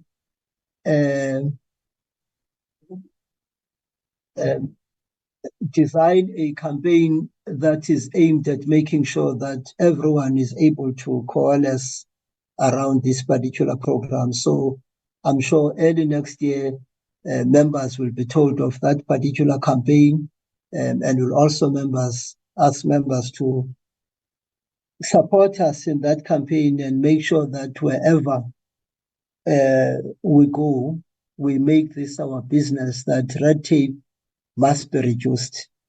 This slide, Chair, looks at an extensive consultation process that has been done, at least at a government level, those are the dates where we've had consultations, and the framework that we're presenting today is therefore a product of these consultations. And as I said, we know that we are still going to have many more consultations with specific industries, but this one is just focuses mainly on government. Next slide, please. So this is the last slide. As we're conducting these consultations, these are some of the issues that have been raised by stakeholders. The first one is that vehemently and unequivocally, they have been saying DSBD must lead this work on behalf of the ecosystem and on behalf of MSMEs. Two, there must be a greater incorporation of the framework to the MTDP.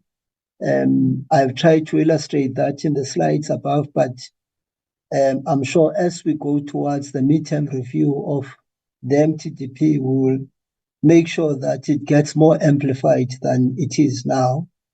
Roles and responsibilities of other stakeholders must be clearly delineated in the framework so that everyone understands, first of all, that they are accommodated to be involved, but also they must be accountable for what they need to do in terms of implementation. We want to look at smart indicators. As I said in the slides above, it's very easy to talk about red tape, but if you don't have targets, it will be difficult to, and indicators, it will be difficult for us to measure whether or not we're making progress. So we've started with those 4 indicators now. And when we get reports from that survey, we'll then be able to delineate those indicators and make them more clarified. And then when we look at other 2 areas, we'll also come up with indicators for them too. But we want to have a practical tool that everyone can use and everyone can see whether or not we're making progress. Stakeholders also said the framework must have at least a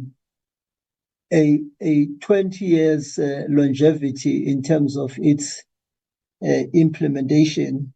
And I think the main sentiment there was that they don't want us to have a framework today. Next year, we must now change and have another framework and so on, which is one of the main critiques of government, that we continue to change things even when we have not exhausted the implementation of the previous and learn from the previous one. And that the framework must be adaptable in all spheres of government, so that we don't have a framework that only speaks to local government or only to national government, but it must be agile enough to and adaptable enough to all of the spheres. Progress to date, we on the 6th of June, we received the CS certificate that we can now then take this work forward. On the 17th of July, it was presented in the DG's SCH cluster and adopted on the 29th, given a green light to go ahead. On the 29th of September, it was presented to NEDLAC. We are incorporating all of the views that have been given in all of these consultations. The recommendation is that the portfolio committee note the progress of on the development of the red tape reduction framework for MSMEs. Then we will ascend it to the next levels. Thank you so much, Chairperson. Thank you so much, members. Back to you, DJ. Thank you very much, DJ Daile. Thank you, Chairperson. Thank you, members. Those are the 2 presentations, Chairperson, and will be guided by yourself in terms of moving forward. Thank you. Thank you very much, our DG Memanzini, and let me thank the two presenters, Medelwa and Daile, for a comprehensive presentation. Thank you so much. Honorable members, there is a comprehensive presentation from the two presenters. And as we were reading the presentation, we could feel that they tried their best in order to prepare for us. But as always, we will keep on having questions to ask them. So I want to see by a show of hand, if ever the wonderful members indeed want to participate in the presentation. And that content advisor, please be ready. My gadget Yes? doesn't allow me to raise my hand. Okay. And I would be happy if maybe I can be given time because I'll be rushing to the bus, not long. Okay, it will be you and Ms. Sarah Singh because she requested earlier on that she's going to leave early. Content advisor, please assist us. The time must be heard by all of us. The volume must be up. You'll be the first one, Honorable Kate, and Sarah will be the second one, and Honorable Balungile will be the third one, followed by Honorable Kruka. In that order. Thank you. Thank you very much, Chair, and good afternoon, honorable members, the DG, and everyone else in the platform. Firstly, Chair, I would like to welcome both the presentation. My first question, Chair, is that while getting the presentation for spaza shop, they did mention the issue of receiving 83,000 applications across the country.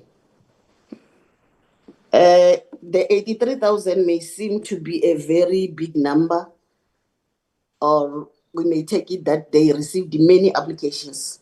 But what I wanted to find out is that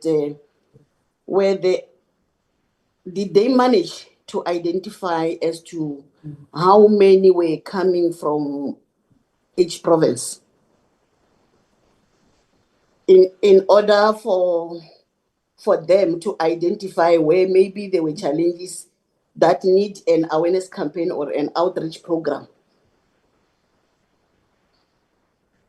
Again, while we're still on that one of the applications, were the application done online or it was both online and the walk-in?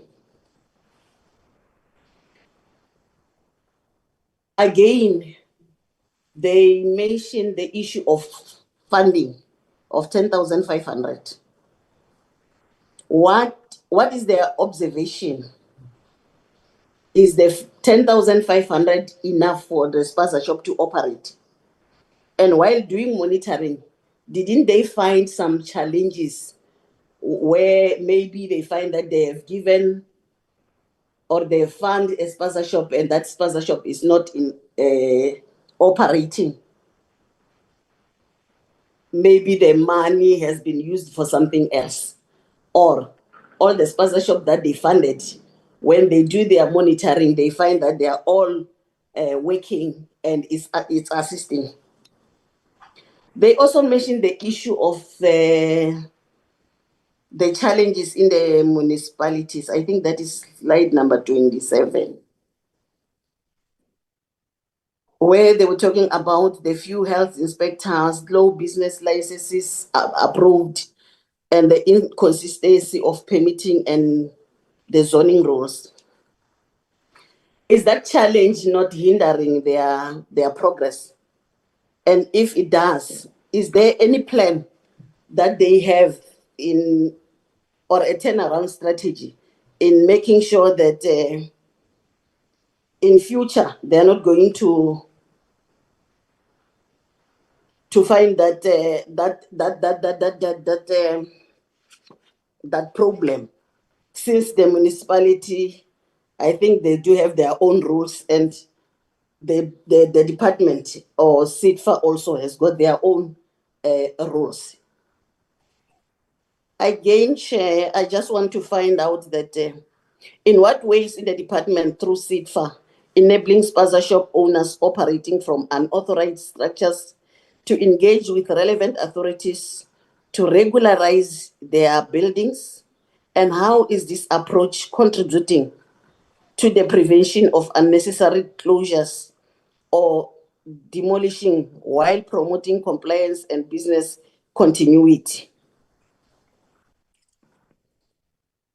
Again, Chair, what steps are being undertaken to ensure that spaza shop owners obtain and maintain the necessary permit or tax registration and municipal approval required to meet insurance requirements? And how is the department addressing the various challenges, including administrative delays, lack of awareness, and resource constraints that may hinder compliance, limit access to affordable insurance, and affect the operational resilience and sustainability of small businesses in the formal sector? Under red tape,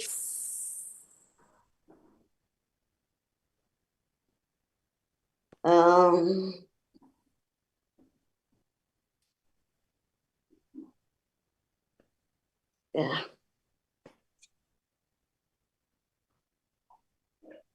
Under red tapes, Chair, how has the department facilitated the establishment of public-private red tape reduction forums to promote ongoing dialogue, the feedback and collaboration between government and the private sector? And what progress has been achieved in convening consultative workshops with business association, chambers of commerce, and industry stakeholders to identify key regularity and administrative constraints and co-develop solutions that enhance the ease of doing business and support the growth of SMMEs across all sectors of the economy? The last one, Chair. Can the department explain the development, implementation, and monitoring of training programs centered on process optimization, digital tools, and innovation for government officials across national, provincial, and local levels? And in what ways have awareness session and capacity building initiatives with stakeholders contributed to promoting accountability, efficiency, and innovative service delivery within the public sector? Furthermore, what criteria and mechanisms is the department employing to identify, recognize, and reward departments and officials that demonstrate measurable improvements in operational efficiency?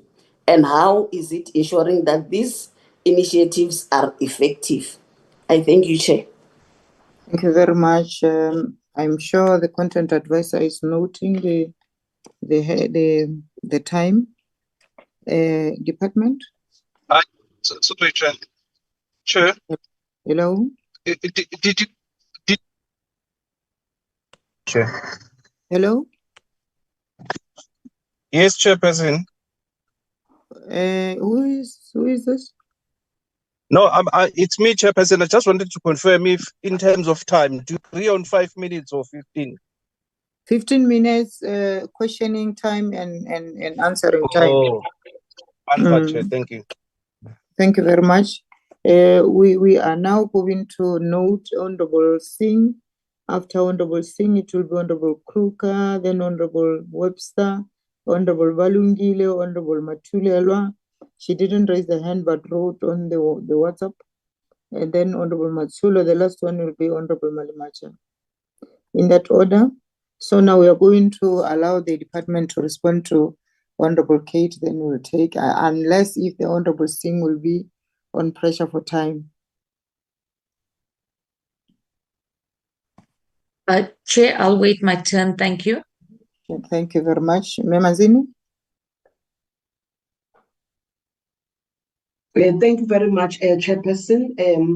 The questions by Honorable Belankulu, both on the department side, but also on SETFA. DDG Delwa will start and CEO will then take the second part. If there's anything missing out, then myself and the chair may come in. DDG Delwa. Oh, yes, and also the red tape, sorry. There is also a red tape question that is there for DDG Daile. So it will be Delwa, Mbata, and Daile in that order. Thanks. Thank you. Thank you, DG. And thank you to the honorable member. The first question was about the 83,000 applications that was referred to. The 83,000 application was the application for either a license or permit that were submitted to municipalities across the country. The breakdown of that is available from the Eastern Cape. We had about 8,271. From Free State, it was 8,309. KwaZulu Natal, it was 191,000. It was 19,166. Mpumalanga, 7,948. Northern Cape, 1,585. Limpopo, 5,707. Gauteng, 15,216. Northwest, 9,996. Western Cape, 6,726. So I think then the next question was asking if this is what was used to determine where we do the awareness campaigns. Just to remind honorable members, when we came somewhere around April, when we presented the first awareness campaign plan, we were doing the different provinces. However, we received counsel that we needed to have a more targeted approach to those areas where we were seeing that the applications are not coming through. And throughout the period, April to August 2025, we have tried to adopt a strategy to direct more awareness campaigns to areas where we were seeing a poor response to the spaza shop application fund. But we still did do in places like Gauteng and eThekwini on request of those municipalities, because some of the sessions were really driven at the level of the municipality. The second question was speaking to the application process for the Spaza Shop Support Fund. The fund was using online and in person, where applicants could apply online or visit an NEF or SETFA office to apply. But also, throughout those 54 awareness campaigns, there were teams on the ground who were assisting spaza shops owners who are attending those sessions as well to apply for the fund. We have also, at the beginning or the launch of the fund, trained local economic development officers for them also on the portal, for them to assist spaza shop owners as they come to the municipality to apply when they are coming, also specifically for the fund or to do their business licensing. So we have used different mechanisms to receive the applications. The third question was on the previous fund that was 10,500. That slide was talking to the fund that was implemented between 2020 and 2024, where the total fund was about 10,500. We have used the lessons learned from that fund to now design the new iteration of the fund, where we are now sitting at about 50,000 blended finance, for instance, in this current fund, and also looking at about 40,000 in terms of support or in terms of stock or inventory. So the different challenges that were identified in the previous fund have really been, we have really tried to address them, hence the model that has been adopted as well.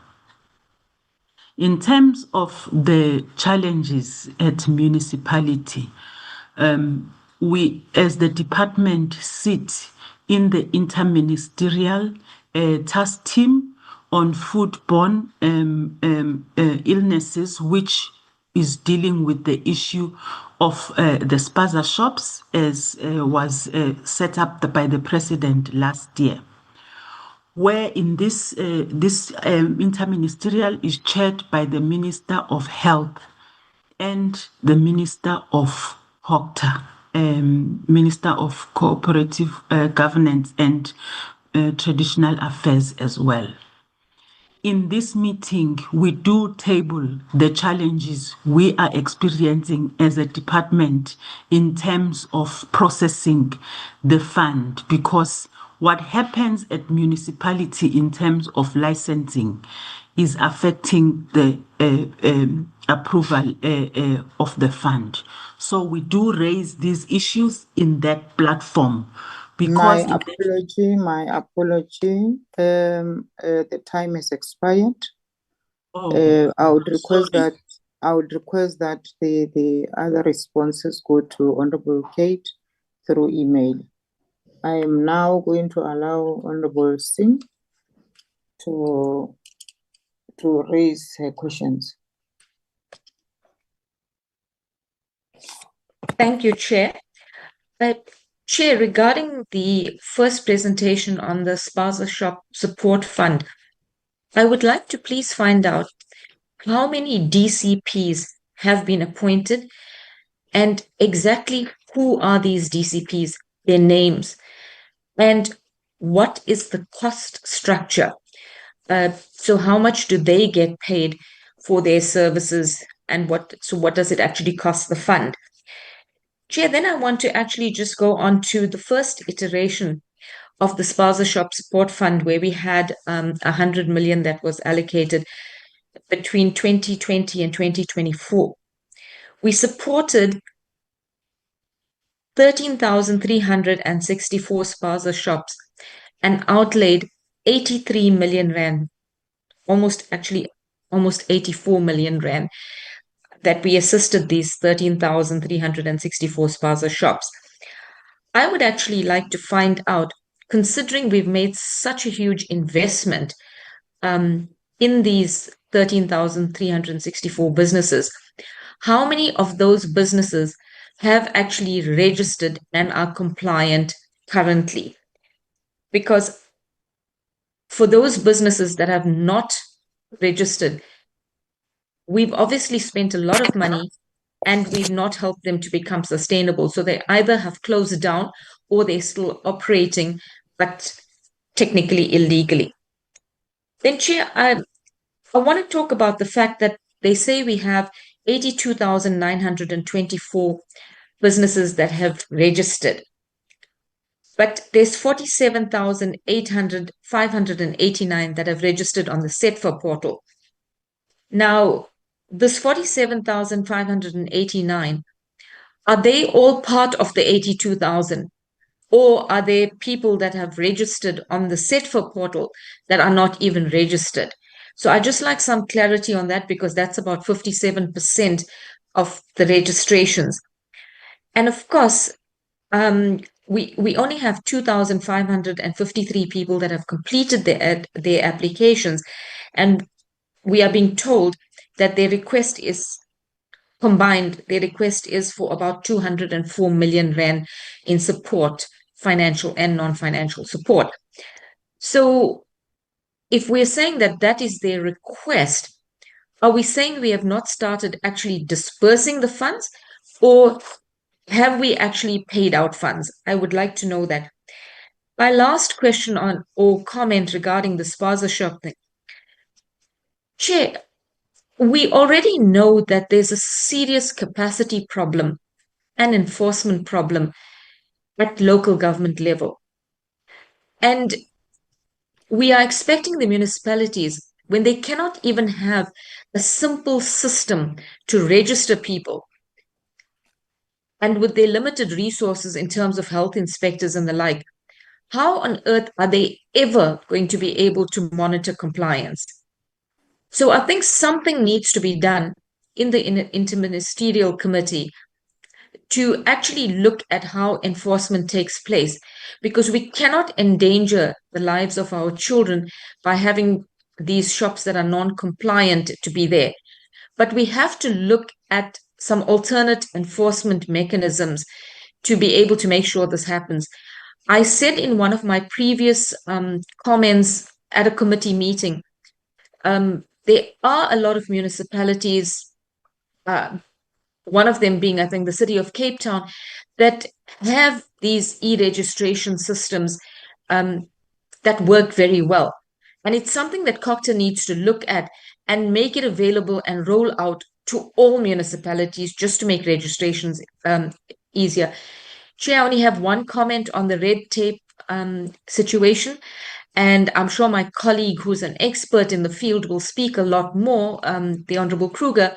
But what I want to say is that while the field of red tape expands and is quite wide in its application, but there are certain basic things that just need to be done. And I think our content advisor alluded to some of those things yesterday in our own committee group. You know, you don't need a study to find out why people don't get paid in 30 days. There has to be consequence management if it doesn't happen. There's no excuse for people not investing in these systems, electronic systems, and allowing people to register as quickly as possible. When people apply for funding, we don't need to take 258 days to pay people. We need to get those funds to them as soon as possible. So there's a lot of things. I think that there just has to be political will for it to happen, and consequence management for those who are entrusted in those positions and don't do what they're supposed to do. Thank you, Chair. DG? Thank you very much. Chair, we'll try also to be direct in our response so that we can be able to be on time. These questions are for both CEO and DDG Daile.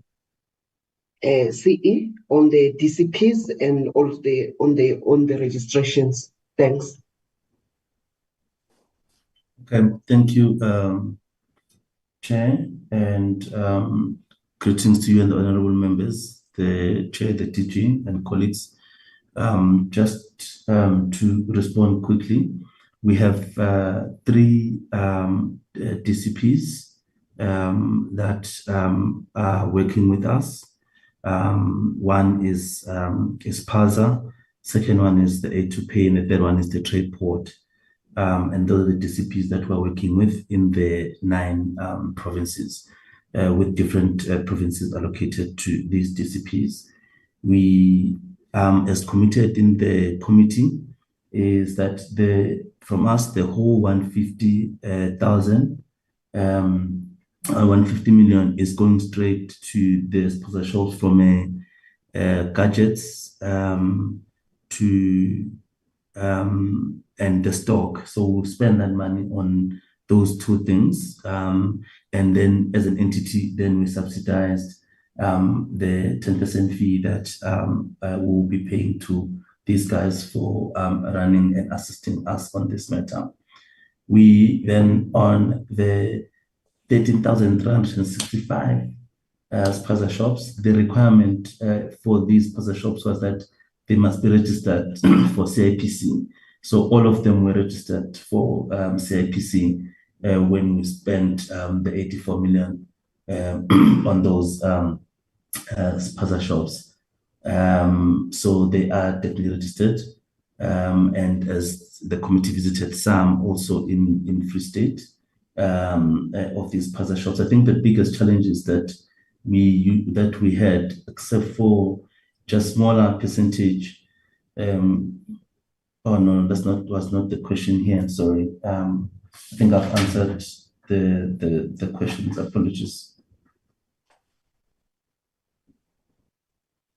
I almost went to the other questions. Yeah. Okay. No, thank you very much, Chairperson. My understanding was that Honorable Singh on the red tape was not necessarily a question, but a comment, and that Honorable Kruger will then maybe ask later. I think we have covered, Chairperson, regarding this particular question, unless maybe there is a follow-up. Thanks, Chair. Thank you very much. We now move to Honorable Kruger. Over to you, sir. Thank you, Madam Chair. And greetings to everybody in the meeting. And I always welcome the presentations. Madam Chair, it took 21 years for government to smell the coffee. Because the first president that mentioned red tape as a problem was in 2004 in its SONA address. This draft red tape reduction framework is, of course, very ambitious. However, we don't need to reinvent the wheel.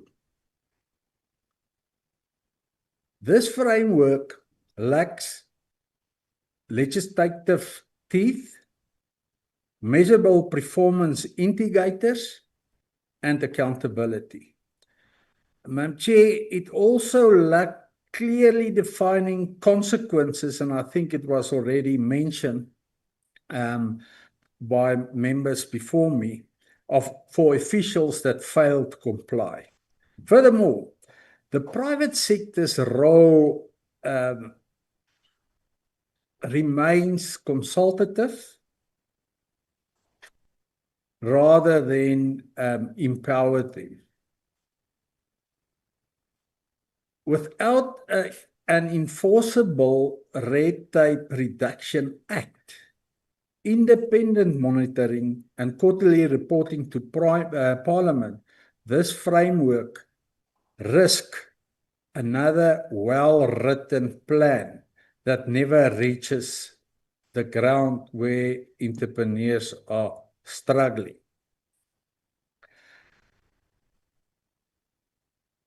The lack of standardization of red tape reform is, of course, the biggest challenges for small businesses.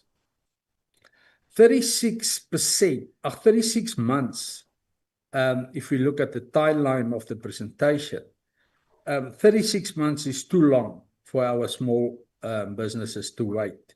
By then, as I say, much, and we can look at the statistics, there's a lot of small businesses that close their doors, and not just because of COVID, but of course, because of unnecessary red tape. So, Madam Chair, I just want to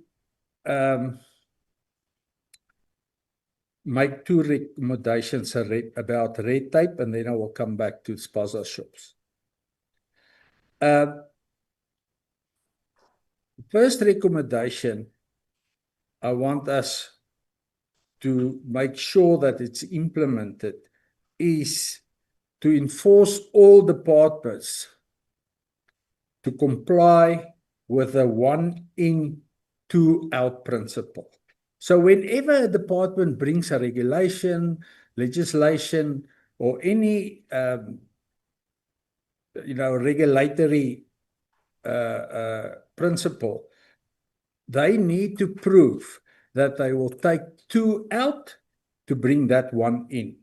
And that will make sure that our regulatory framework get slimmer, every day, and help small businesses and big businesses to operate.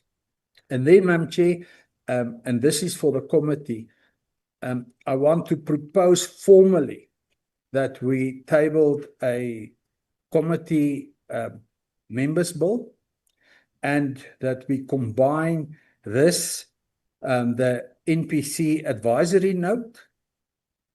We combine that's what I'm saying, the NPC advisory note, the red tape assessment private members bill, the ease of doing business private members bill, and this red tape reduction framework. And if we can combine all of this, I think we can table such a bill early next year, and that will help small businesses. As I say, 36 months from now on is too much. Madam Chair, to come back to the spaza shops, I already mentioned a few times the 2,500 Rand license fee that a spaza shop must pay to the eMalahleni municipality. We definitely have to investigate this, and he's still waiting. He's still waiting for his support from SETFA. Although he comply everything that they throw at him, he complied, but he's still waiting for his support fund. And then my question, Madam Chair, is if the department can just give us a timeline from applying for the support fund toward receiving the money. How long can that be? The minimum and the maximum, and if they can just give us examples about that. And I think that is my story. Thank you, Madam Chair. Thank you, Honorable Kruger. On my DG, Mansini. Thank you very much. Most of the questions are for DG Daile and just a little bit on Sitego, but I think mainly Daile, if you can come in, DG.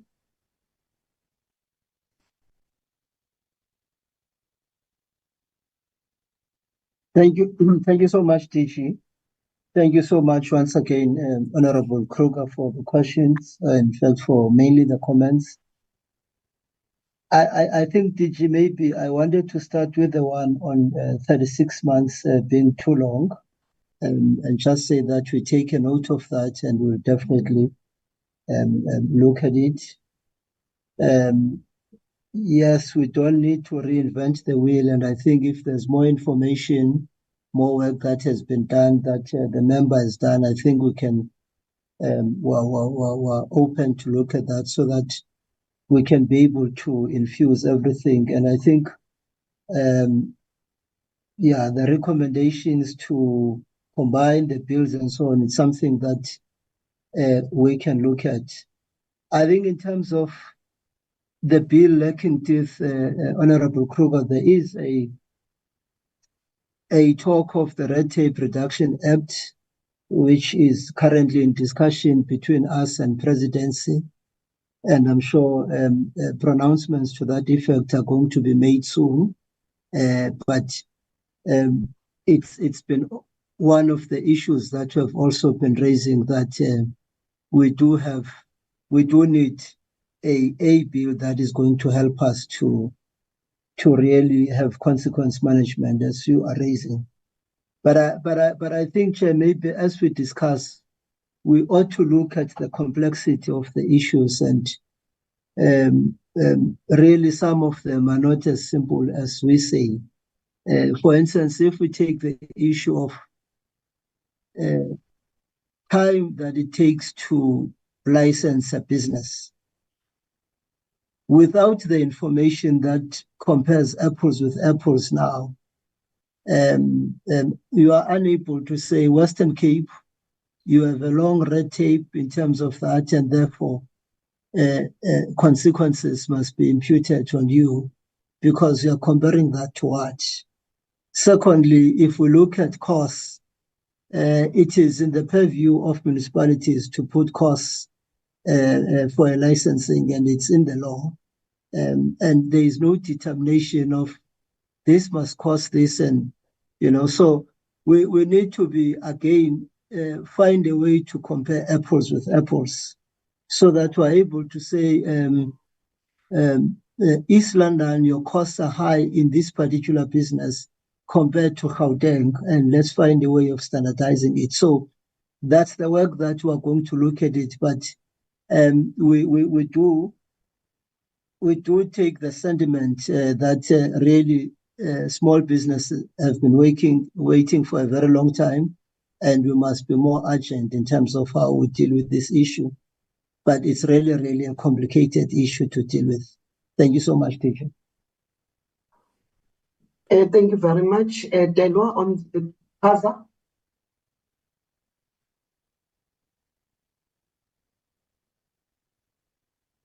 DG, I think the question was related to a specific application, and it's with SETFA. So okay. can I request? No problem. Thank you. CE. Sorry, Chair, I asked about the timeline.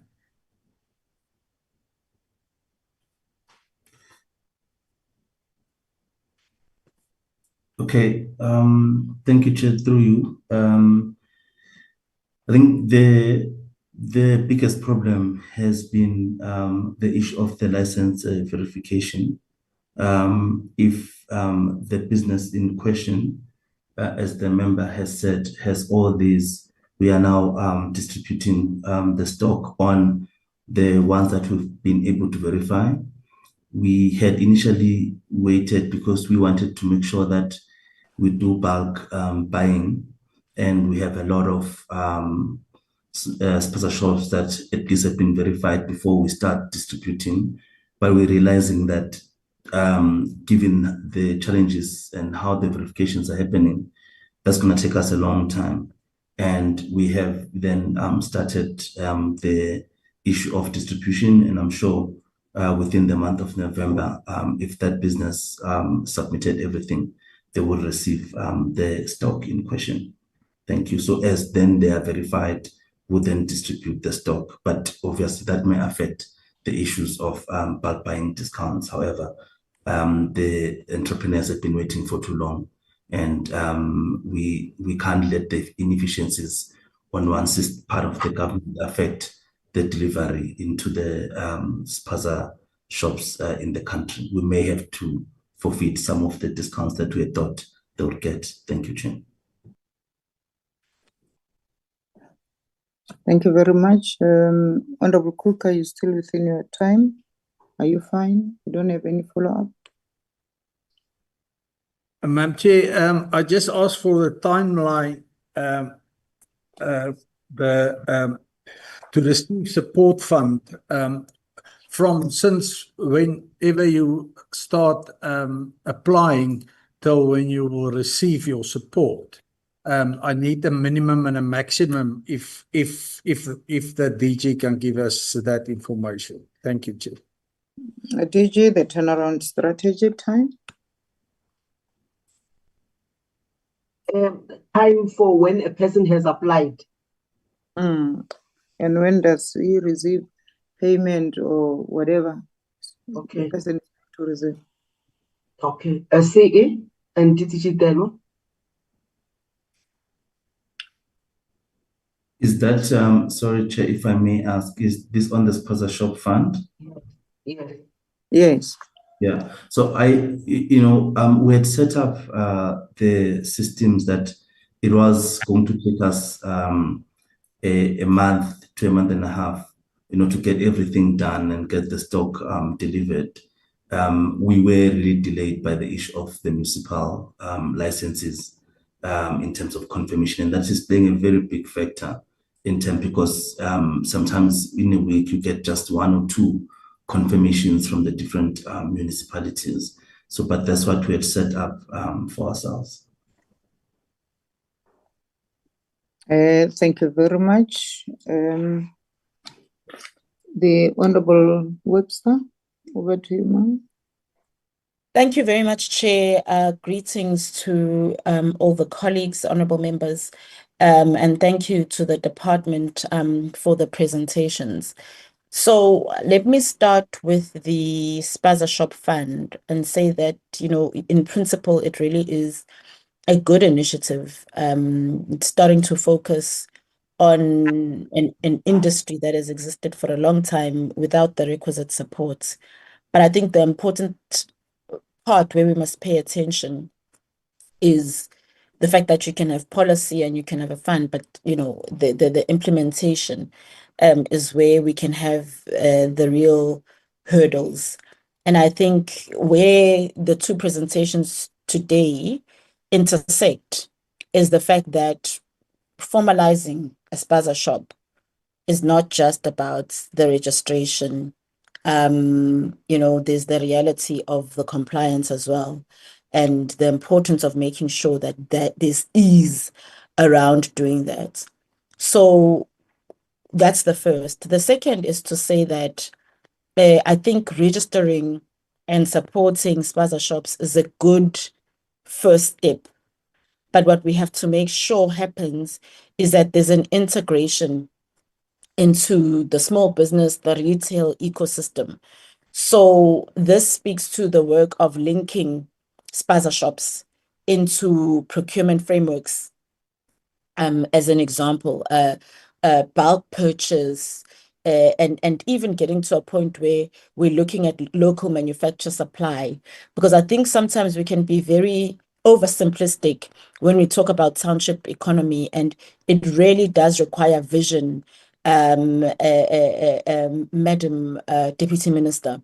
It requires vision, and it requires us to go, this is a start, this is what we're doing. But even in this as a phase 2, how are we linking spaza shops into procurement frameworks? Beyond that, how are we getting manufacture that's happening within townships, and so that you have ease even in the logistics of moving goods from manufacture to the mini retail that is spaza shops, so that we have more businesses that actually have moved from micro survival into growth mode. So that is the second.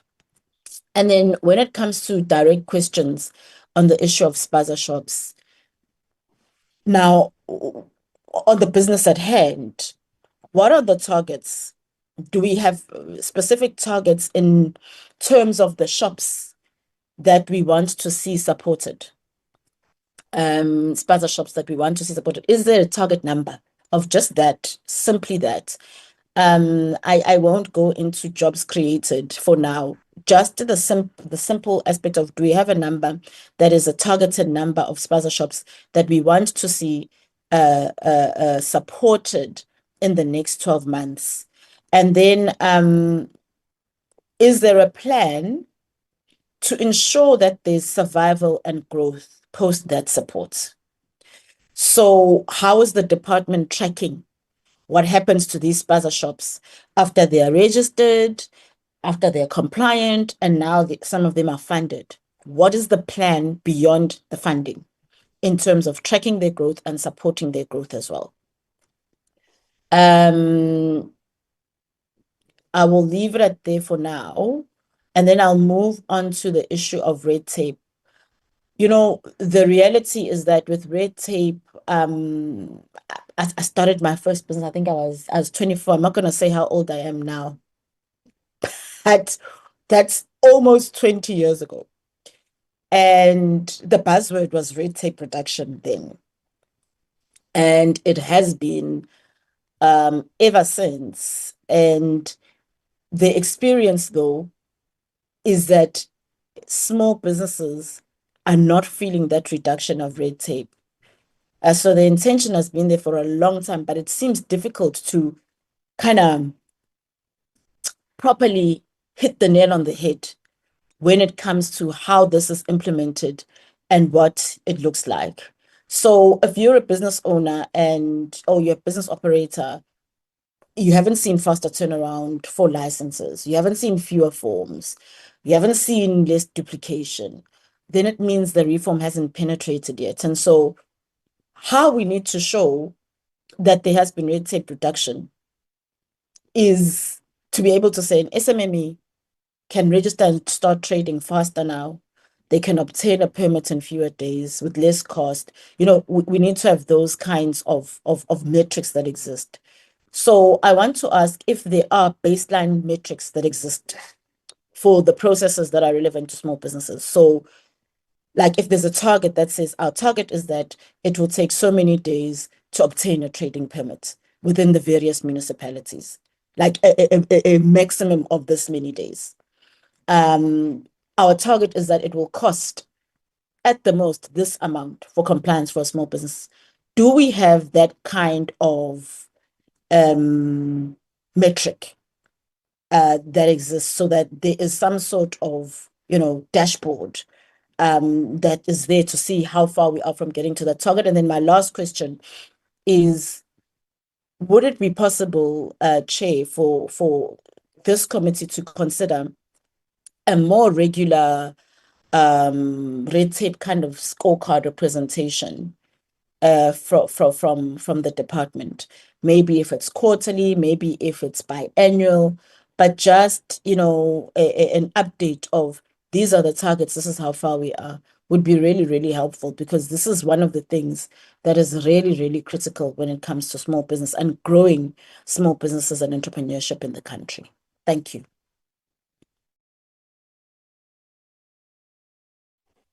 Thank you very much, Honorable Member. DG. Thank you very much, Chairperson. On the last part of the scorecard on red tape and us coming with those presentations, I think it's something that we can be able to do so that the members can be able to follow and for them to be able to keep us to check and being to play their oversight in terms of the areas that would have supported. But I know that the DDG might also want to add, because currently we do not have that particular matrix or scorecard, but I think it's something that is doable. But what we have is a red tape reduction tracker. That one is the one that we are currently using, and which is something that we can be able to put on the table to say how far we have actually tracked. In terms of the spaza shops, though DTG Dela might also add and CE, is that with the money that we currently have, it's about 2,000 or so for stock for SETFA. We do not necessarily have a number because the applicants ask for different amounts, and sometimes then that does vary. So this would just be an estimation. But the direct question was that what are the targets, the number of spaza shops that we want to assist, the target that we have put for ourselves, and also the most importantly to that question was the issue of the growth strategy, that we just give them the money, and I'll come back after DDG Delwa and the CE, starting with the CE, and then Daile. But I think I've answered the one on red tape. DDG Daile, do you still want to come back on the red tape?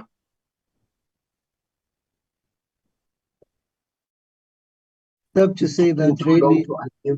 Yes, there is no baseline. There No, is it's no fine. Yeah, I have Yes, responded. I yes. just wanted you to just confirm, yeah, because in the interest Thank of you. time. Okay, if it's answered, then it's fine. CE, then Delwa, on the actual number that we are planning to support and the growth strategy. All right. Thank you very much. I would come in first on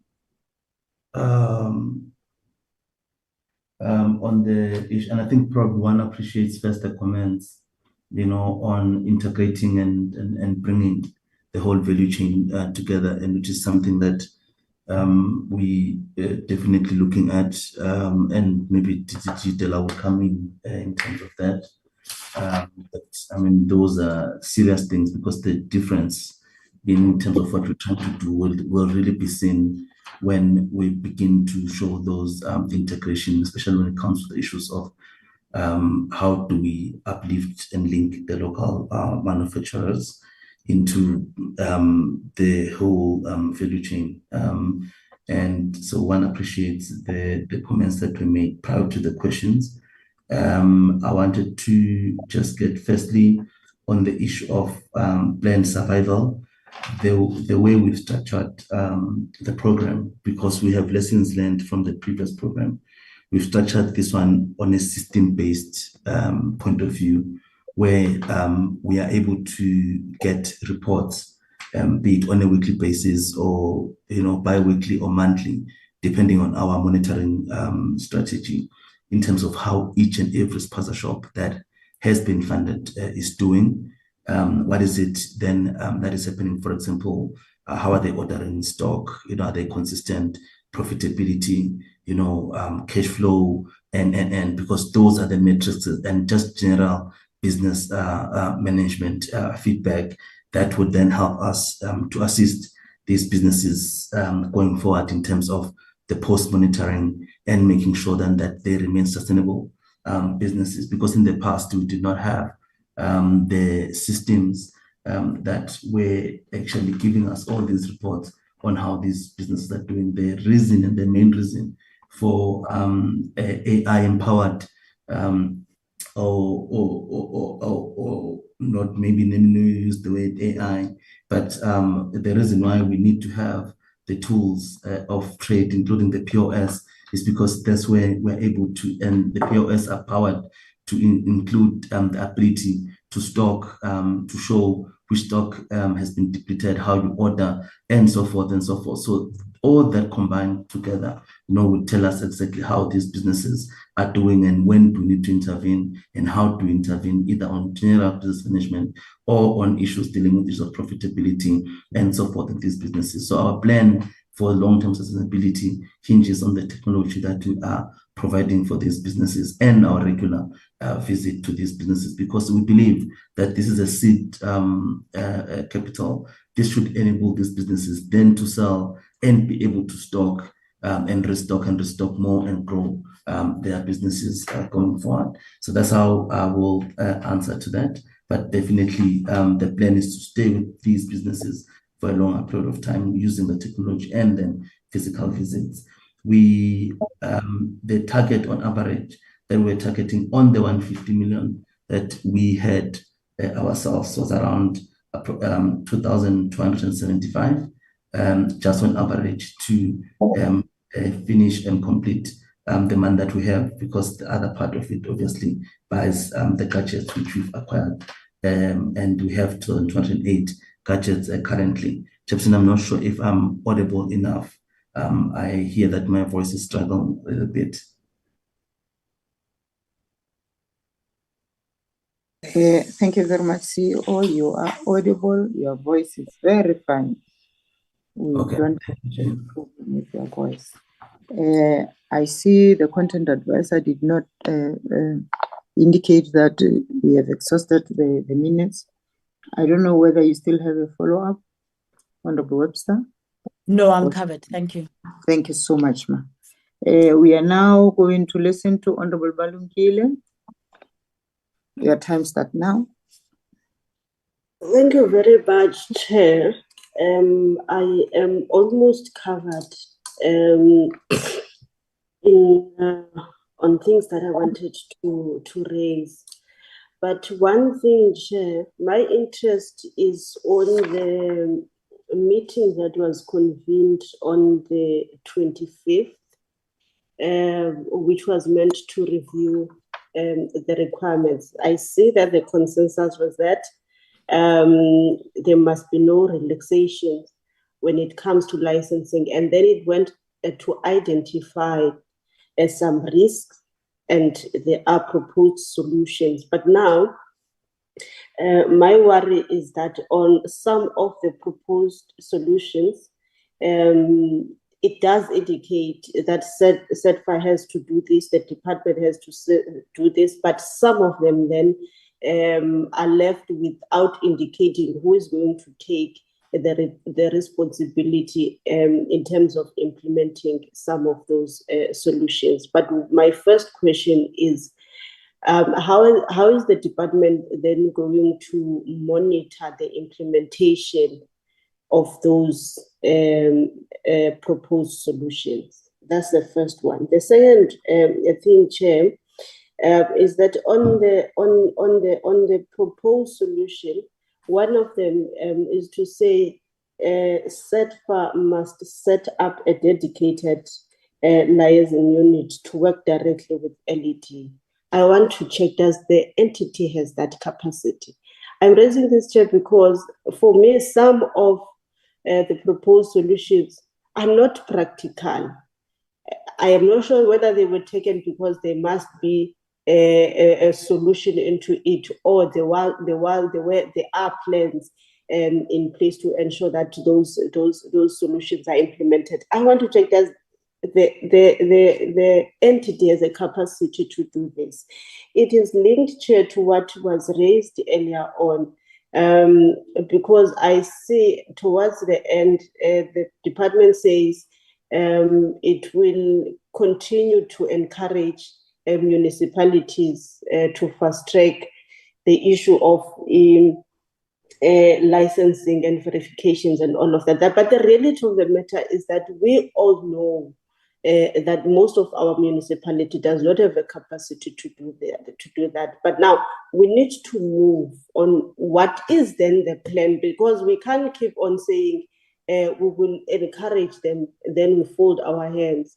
We'll keep on saying, yes, it is the responsibility of municipalities to ensure that licenses are issued on time. It's fine, we all know that. But the reality is that is not happening. What is then the plan to ensure that at least we'll mitigate that? Because we can't rely on that. Yet I see there is an encouragement to say they must explore other available licensing solution, online business licensing solutions. It's okay to do that. But what is then the plan to ensure that at least we'll move from that? Municipalities will not have a capacity in any day, we all know, not anytime soon. And the second last thing, Chair, there is also a proposed arrangement to say there must be a limiting of applications per province to ensure fairness in terms of distributing resources.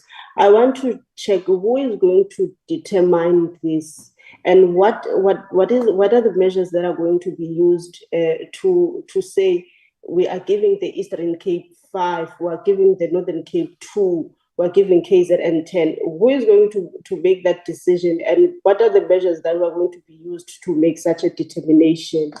The last thing, Chair, is on the DCPs.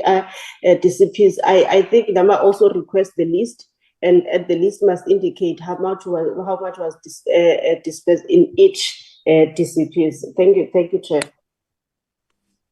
Thank you very much, Honorable Sapo. DG, before you respond, I would request you and your team to check on the chat group, because there's a request from Honorable C. You may respond to Honorable Sapo. It is her time. Thank you. Thank you very much, Chair. We will try. Oh yes, I see the message. It ties up with the question that is being asked on the DCPs and the names and the provinces, but also Honorable Sapo just also added the issue of the amount also dispersed, and that CE will respond to that.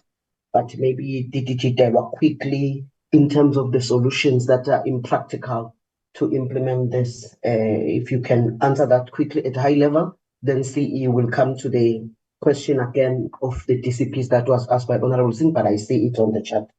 Delwa? Thank you, DG. And thank you also to the honorable member. I think some of the proposed solutions are a mechanism to deal with a challenge that we as a portfolio are faced with, because the interest here is to make sure that the fund reaches the entrepreneurs with the structural and administrative problems that we are experiencing in the municipalities.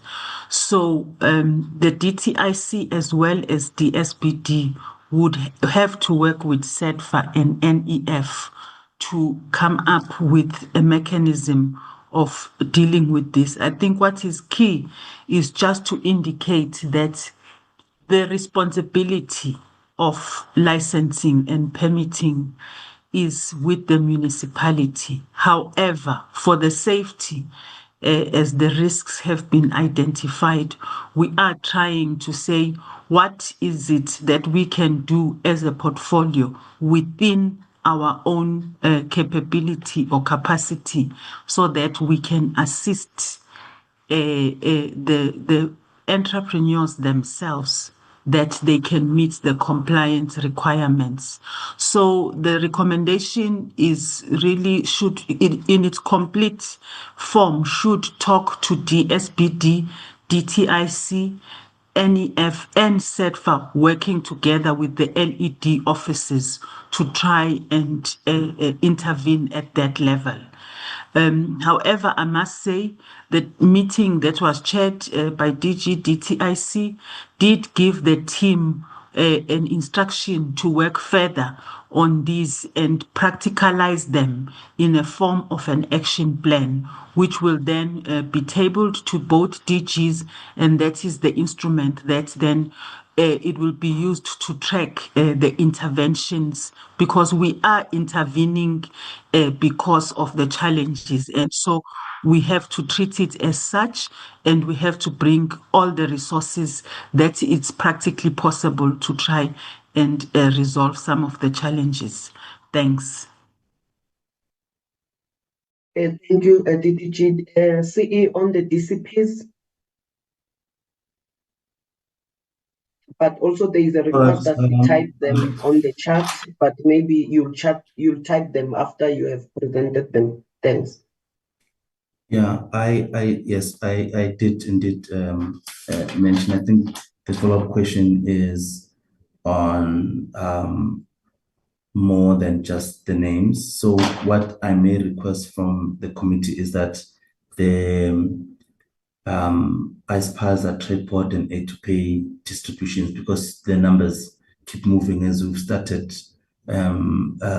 paying for the stock on the ones that have been verified, that I then provide it in writing from a precise numbers, so I don't make mistakes and quote numbers that are incorrect here, because the payment include both for the gadgets and in terms of the point of sales, and also the stock that we've started. So if I may request that I distribute it, including the provinces, but I can, for example, say that spaza allocated Northern Cape, Free State, Mpumalanga, with your Tripod being in KZN, Eastern Cape, and we're looking at A2Pay also operating in Gauteng, Limpopo, and I think Northwest. I will just submit all that and the amounts distributed so far. We had been requested to do so previously by the select committee, and we did submit, and will then definitely submit. We have the information available. Thank you. Thank you, Chairperson. The information of the DCPs, like is saying, will be made available per province, and also the amounts. Thanks, Chair. I think we have exhausted the questions from Honorable Sapo. Back to you, Chair. Okay, thank you very much, Honorable Sapo. There is no indication that your time is being expired. I don't know whether you still have something to say. Yes, Chair. Just one thing to say. The action plan that DDG is referring to, can it please be shared with us immediately it's presented and then adopted, because I think it will answer what I raised. Can that be shared immediately if it becomes available? Cheers. Thanks, Chair. Thank you, TG. And thank you very much, Chair. We will definitely do so once it is finalized. We are making that commitment. Thanks. Thank you very much. Thank you very much. Maybe should I ask as to when can it be finalized? Time frame? Today, tomorrow, next week? Because it does include other departments, I don't think we are in a position to commit on the time, but I think in the week or two, we should be able to do so. Once we have, because we will be also committing other stakeholders. Thanks. Thank you very much, DJ. I'm sure the honorable members are listening. Honorable Matulelo, what is your time, ma? Yeah, 15 minutes start now. Uzu-emphasize Chair uba my 10 minutes starts now. Umbuzo wami oqala nje ukuthi 15, not 10, 15. Uphi lo minister ongabe uye yedwa oyi-cabinet member namhlanje ndisazoqhubeka ndiyibuze because sifuna account. Asivanga uba uphi namhlanje because wathi uyi-cabinet member and ayinguye yedwa okwi-cabinet. Nako owakho lo umbuzo. Okay, let me respond to that one. But 15 minutes yam ke. No, your 15 minutes will be fine, not 10. From the beginning of the meeting, we received the apologies, and the minister today is not even attending cabinet. She has got serious problems of the family she's attending to. So today, she won't be here. So Okay. Can I request that we start with your 15 minutes now? Thank you, Chair. DG, sikwilizwe eligcwele izpaza shop zemikhukhu ezo Youth Save o Pick n Pay ezishop ezinkulu o Spar asebegcwelise kuma township nakuma rural areas bethatha ke esi space se-informal traders nezpaza shop zosomashishini abakhasayo. So i-department akho nto iza nayo kule report ethetha ngayo ke kule spaza shop fund ukuthi yeyiphi into abaza nayo yokuthi ukuthi zisuke as you save nabo Pick n Pay oSpar bonke aba badle umzila phaya emakhayeni bethatha ke ibusinesses zabantu bakuthi. And is foreign spaza shops nazo ezi operator emakhaya nakwi township zithathe over i-informal trading space. Ayikho ke report esivayo apha nenzame esizivayo kule report DJ ukuthi yintoni eniyenzileyo ukwenza sure uba njengoba senide ni dispersa o 500 million bespaza shop fund yintoni eniyenzile ukuminimize ezi zinto because once kube khona ifunding kuthi uthi nje bani le funding iphumile sicinga uba abona abantu ofanele baxhamle ngabantu balapha eSouth Africa kwaye abasakhula kulo mkhakha weziphaza shops. Sifuna ukwazi ke ngokuba ingabe yintoni eniyenzileyo ukuminimize eso space. I wonder ngubani oniphazamisayo. And then okunye yintoni eniyenzileyo ke ukwenza sure ukuthi ispace esi because ningaba nayo ifund abantu zonke indawo zabo zithathiwe oYouSave bagcwalisile. Sanibuza ke ngokuthi njengoko nathi nina ngoHome Affairs o-register ama-foreign spaza shops nahluleka uphendula apha kule portfolio committee xa nibuza into yoba kufike kanjani uba nibe no-70% over 20% wabantu base-South Africa beziphaza shop enibarejistile kolu phulo benilenza lokurejista. Sathi ke sinibuza ke into yoba njengoba nithi nina ngoHome Affairs anikwazi uyiphendula leyo, nina nenza njani okanye nibarejiste njani nisazi into yoba they are foreign. Okay, uHome Affairs ubarejistile mhlambe banyobile kwa-Home Affairs, nina nithe uba nize nibe nifikelela kwesi sigqibo sokurejista over 70% we-foreign spaza shop. Yintoni nina yenu indima eniyidlalile ukwenza sure uba nincedisa kuphela abase-South Africa abantu kuba kaloku ayikwazi uba yi-70% over 20%. And then okwesibini ndizothetha ke nge-lack of transformation and local ownership. The fund continues to struggle with the verification of ownership, with hundreds of cases showing mismatches between applicants and the actual operators. This reflects the department's continued ability to reclaim township retail spaces from foreign dominance and the restore ownership and control of the local informal economy to South Africans. We demand that the department implements a clear localization framework, prioritizing South African citizens and ensuring that beneficiaries are directly linked to community-based business networks, cooperatives, and townships associations. Kule weak coordination with municipalities, the presentation exposes the chronic failure of intergovernmental coordination out of over 1,100 businesses.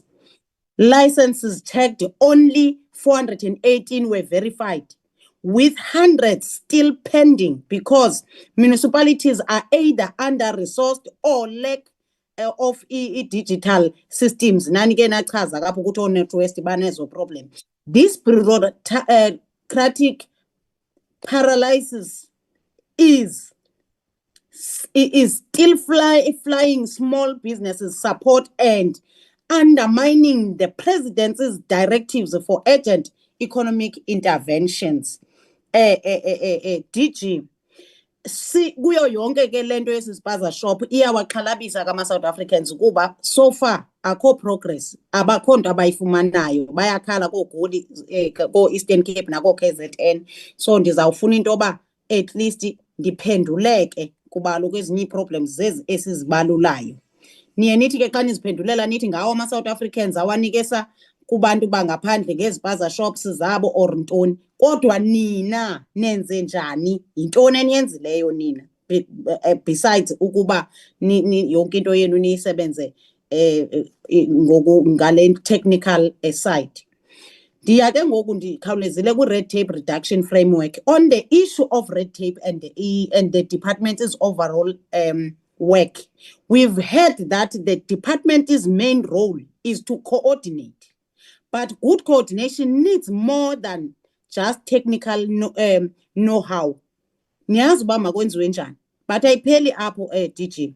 It also takes people's skills like facilitation, negotiation, and project management. Does the department have the right skills and enough capacity to play this coordinating role effectively now? And do we have enough people in the department to do this work properly, especially when it comes to reduction of red tape? If yes, why are we still talking about the lack of coordination? The red tape strategy spans over 3 years. It feels like red tape itself, wale process yenu endithetha ngayo. The country has been dealing with this issue of red tape for decades. The department has had its own red tape program since it was established. Why in this era is it taking so long to deal with just the long-standing issues of licensing? Since the 6th Parliament, we've been talking about legislation to simplify businesses, processes, and make them consistent across the country. When is the department bringing this bill to Parliament? Where are the bottlenecks in this regard? Because also, we want an account DG ukuthi yeyiphi bill eniza nayo to make sure that informal trading space only cater or only those who are going to operate in that space are the South Africans only. Because abantu bayalo phandle apha bengabantu abamnyama bebonke, but zi-gaps ne-mistakes ezenziwa ile department. So, as bureaucratic inefficiencies, the main program, the main problem lies within government departments and municipalities, where inefficiency, corruption, and lack of accountability delays business support and service delivery. The framework lacks a concrete enforcement mechanisms to address this. You said in the last meeting you have taken over the asset assist program, but there are very important aspects that you are not prioritizing to take them to your own department, such as these bills that we're asking, including into yoba, some of these businesses, they are excluded, and the grassroots entrepreneurs consultation were limited and did not meaningfully include informal traders, cooperatives, and township businesses who faces the most red tape. I think within my 15 minutes, you can just answer me, then I will then continue if ever you are leaving something behind. Thank you, Chair. You do not have any 15 minutes anymore. You are left with, I think, 6 minutes. Thank you. Over to you, DG. Is it possible, DG, that when you respond, you can try and explain, because maybe I can give another 2 minutes, because Honorable Kruger is requesting for translation service, and I don't know if ever we can be able to resolve it now. I hope that doesn't take my time, Chair, as well. Thank you. To a timekeeper, not to you, Chair. It won't, my dear one. That is why I'm checking with the DG. On the issue of the spaza shops, what Honorable Maturela was talking about, the issue of this pick and pays and your usage and your spas that are mushrooming in the townships, and what is it that we are actually doing as a department, Honorable Kruger. The response to that is that there was a 2019 study or a grocery retail market inquiry, which revealed that there are many factors that distort and also they restrict the competition in retails. This particular inquiry specifically provided remedial actions, and one of them was for these people that we have mentioned, these big retailers, to support small and independent retailers. They also call for the initiative to improve the business skills and incorporate spaza shops into existing formal network, etc. So the problem actually, Honorable Matulela, is actually bigger. It's bigger than us. And as a result, yesterday, you'll be pleased to know that we attended the JCPS cluster meeting, where some of the issues raised by Honorable Matulela were raised. And at the JCPS, we are represented, your Home Affairs is represented in other departments, and we were actually presenting our policy, which is the Township and Rural Economy Development and Revitalization Policy. This policy will assist us to intervene directly through policy on access to funding and also the issue of access to market. It is in that meeting that I was very vocal in terms of the challenges that we face as a department, but again, some of the things that we cannot solve because they are, like I've said, they are bigger than us because of the other departments and their own mandate. But the way we are working now, we should be in a position to find each other in terms of dealing with all these particular matters. So to answer the question of what we are doing with the USAVE end, it's exactly that those small businesses, the spaza shops be incorporated and being supported accordingly. On the issue of the red tape, the department, again, I can say that we are on course to provide more capacity to resource this red tape reduction unit of the department. We have appointed 3 employees at deputy director level that were appointed this month. They started on Monday, the 3rd of November, just the other day. And the bill is currently under public consultation, and we aim to bring the bill after the final consultation on the 28th of November, which we have extended the consultation with another 30 days, like I have presented previously.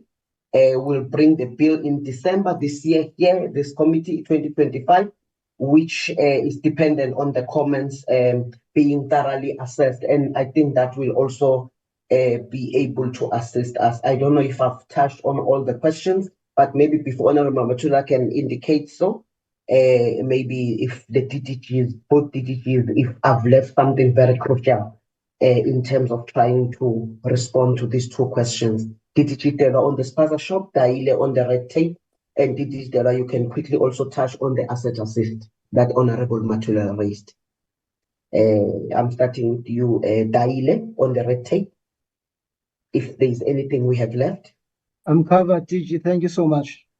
You're welcome, DDG. Delwa on the issue of the spaza shops and the mushrooming, if there is any issue, and also the asset assist. Thanks, DG. I think the one I thought maybe to add as well, there was a question about the foreign nationals and the registration of foreign nationals. I just thought it's important to clarify that for the purposes of business licensing or business permitting, the foreign nationals who have the legal, correct legal documents are allowed to apply for a license or a permit. However, for the purpose of the spaza shop fund, we don't accept them. So just to create that distinction that the registration is for the license so that they are compliant with the health and safety. However, for the fund, they do not comply.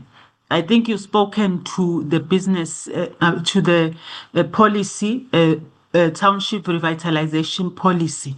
I think what is key here to indicate is the policy is linked also to the business licensing policy, because in the business licensing policy, we are already indicating a need for preferential licensing in certain sectors, specifically for disadvantaged groups. And that speaks to the issues that have been raised.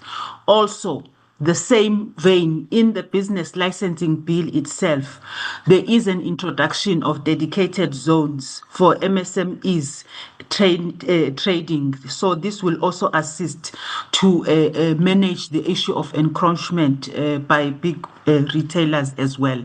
So the linkage between the policies and the act also is an intervention from the department. Thank you, DG. Thank you very much, Chair. From our side, do we think we've exhausted the issues from Honorable Matula? Thanks. Okay, thank you very much. I have added 2 minutes for translation and a minute for my interjection, if ever honorable member want to say something in a minute, and then she will get the response in writing. That would have covered her 15 minutes. Member Tulelo? Thank you, Chair. No, is there any regulation on the side of the department in terms of those big retailers that are taking a space in the rural and township areas? The last one is the one of the bill to make sure that all the informal trading spaces are only for South African informal traders. Thank you, Chair. Thank you very much. Please respond in writing, DG. Now it is the time for Honorable Matsolo. Over to you, ma. You have 15 minutes. Start now.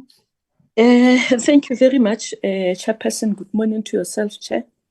Good morning to everyone who's on the platform, Chairperson.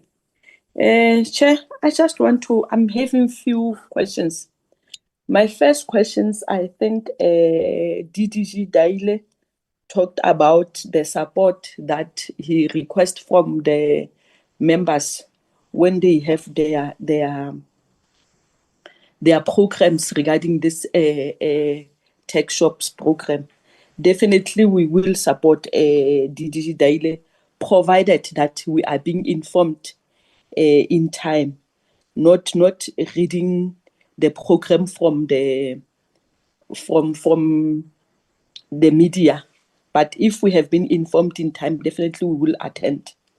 Chair, regarding the issue, or on the same issue of the tech shops, regarding the issue of the rezoning, I just want to check when the department said they will talk to the municipality, see how do they assist the tech shop owners with the issue of rezoning. Because clearly, when we go and check, majority of those tech shops that need rezoning are the tech shops that are not owned by the locals. And two, you'll find that where the tech shop has been built, the owner of the property is not the one who is running the tech shops. So clearly on that one, I think the department must explain to us when they talk about assisting regarding the issue of the rezoning, who are they going to assist? The South Africans who are owning the property, or are they going to assist anyone who's having the tech shop? Because majority of those tech shops, we know very well that they are owned by foreign nationals. And then two, Chair, on the very same issue of the tech shop, it's the issue of the outreach programs that the department it's going to do. Because remember on the presentation, the program, it's only outreach program, the total is only 54, which is very low. Can the department just tell us that? How are they going to increase that outreach program? And how are they going to increase the numbers? And it must not be only increasing the number, but it must also be increasing the quality of the work, so that when you come again, we say that we've increased our outreach program, it's up to 100. But that 100, it must also talk to the beneficial of the tech shop. It must not be only the numbers, Chairperson. Same on the very same issue of the tech shop, Chair.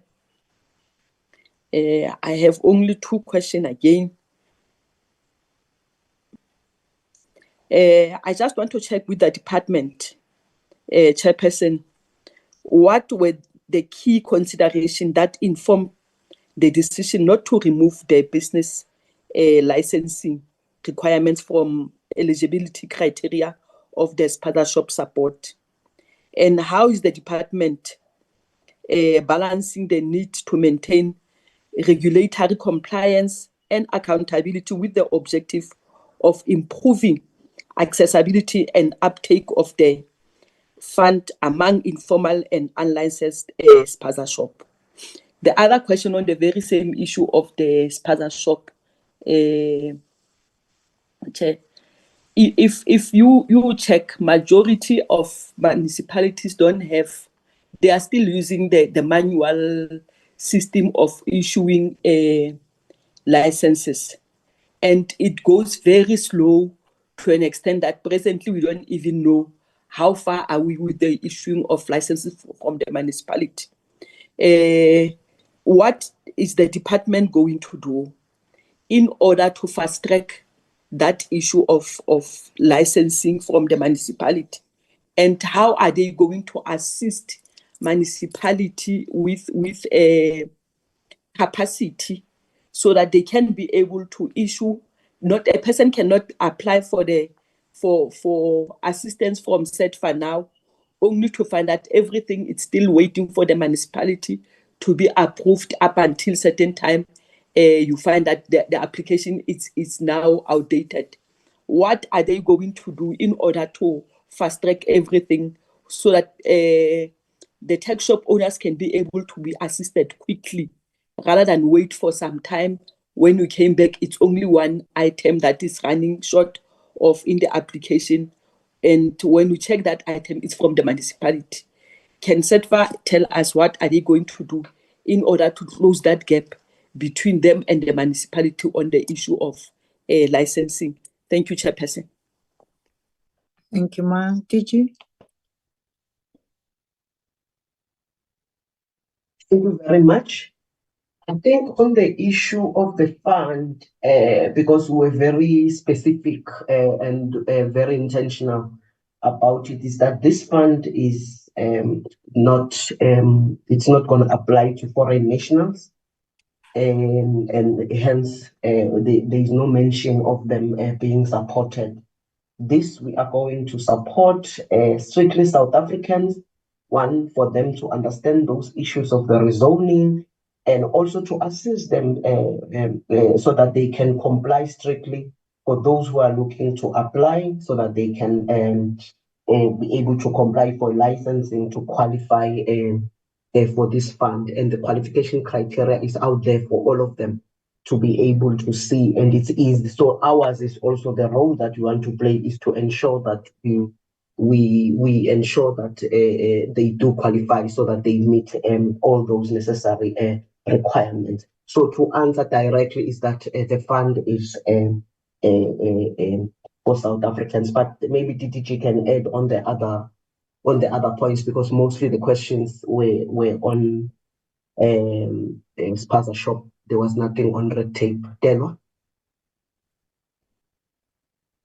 Thanks, DG. I think you've covered the first question. I will answer the question about the awareness campaigns to just indicate that we will still play a very active role in participating in the awareness campaigns. What we are doing here is to leverage the IGR structures so that we can manage resources, because the department and DTIC does not have enough resources to go everywhere. So what we are doing is, through the IGR framework, is to partner with the provinces so that we jointly undertake this effort, because the economic development department in provinces equally have a mandate to support entrepreneurs, especially their access to funding. So we are not saying we are not taking responsibility for that. We are simply saying we are going to be relying on our other spheres of government partners to still roll out the plan. I think what we were reporting here only is that it's only Eastern Cape so far that have come forward, but there is an interest even with other provinces, and we will be working hand in hand with them. Also, where we identify additional resources, because this is a priority for us, we will be redirecting resources to make sure that the team continues to undertake the awareness campaigns. Then on the issue of balancing, I think the reason why we are reporting to the portfolio committee the engagements we are having and the thinking around the issue of the qualifying criteria is because we understand that we have a role to support the businesses as well, for them to be able to have the right kind of compliance. So that is the supportive role that we want to really try to make sure that we improve. And that is why we are saying if they understand better what is required at the municipality, and they are supported to have the right documents, they have health and safety understanding, they understand rezoning, so that when they go to the municipality, they know what it is about. If we can support them with that information and that understanding, that would ensure that by the time they go to the municipality to submit their application has more chances of being successful, because they have been empowered to comply with the requirements that would have been placed there. But also equally, I think it's important to indicate that the issues of zoning also require us to work with the Department of Rural Development and Land Reform as the department responsible for SPLUMA, and how they can then assist, especially with the standardization of the fees for zoning, but also simpler zoning processes and rules. So it's really an intergovernmental approach because there are different stakeholders that are involved. But just to re-emphasize, ours is a very developmental approach to the entrepreneurs, and that is why you see us trying to coordinate all the different role players in the system. Thank you. Thank you, Chairperson. I think we are done. Thank you very much, Matsuro. You are still covered. Are you fine? Yes, Chair. Yes, Chair. I just want to check how many minutes do I have so that I can raise another question. Raise it, Ma. I'm still waiting for the content advisor to meet with me. Thank you, Chair. Raise it. You are still covered. Chair, on the same issue of tech shop, remember one of the compliance for the licensing is the certificate of acceptability, which is supposed to be issued by the health inspector. I am not sure if the department is aware that we also need to address that issue of the health inspectors. For an example, where I came from in Metsimaholo, Metsimaholo, you'll find that the whole of Metsimaholo, it's Sasolburg, it's Dennisville, it's Orangeville, including the locations. You only have one health inspector who is responsible for the whole area.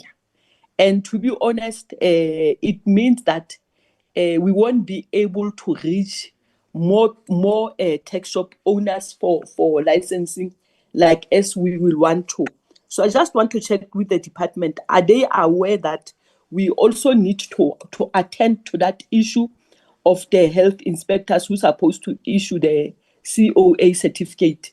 Because if we don't attend to it, it's going to be one of the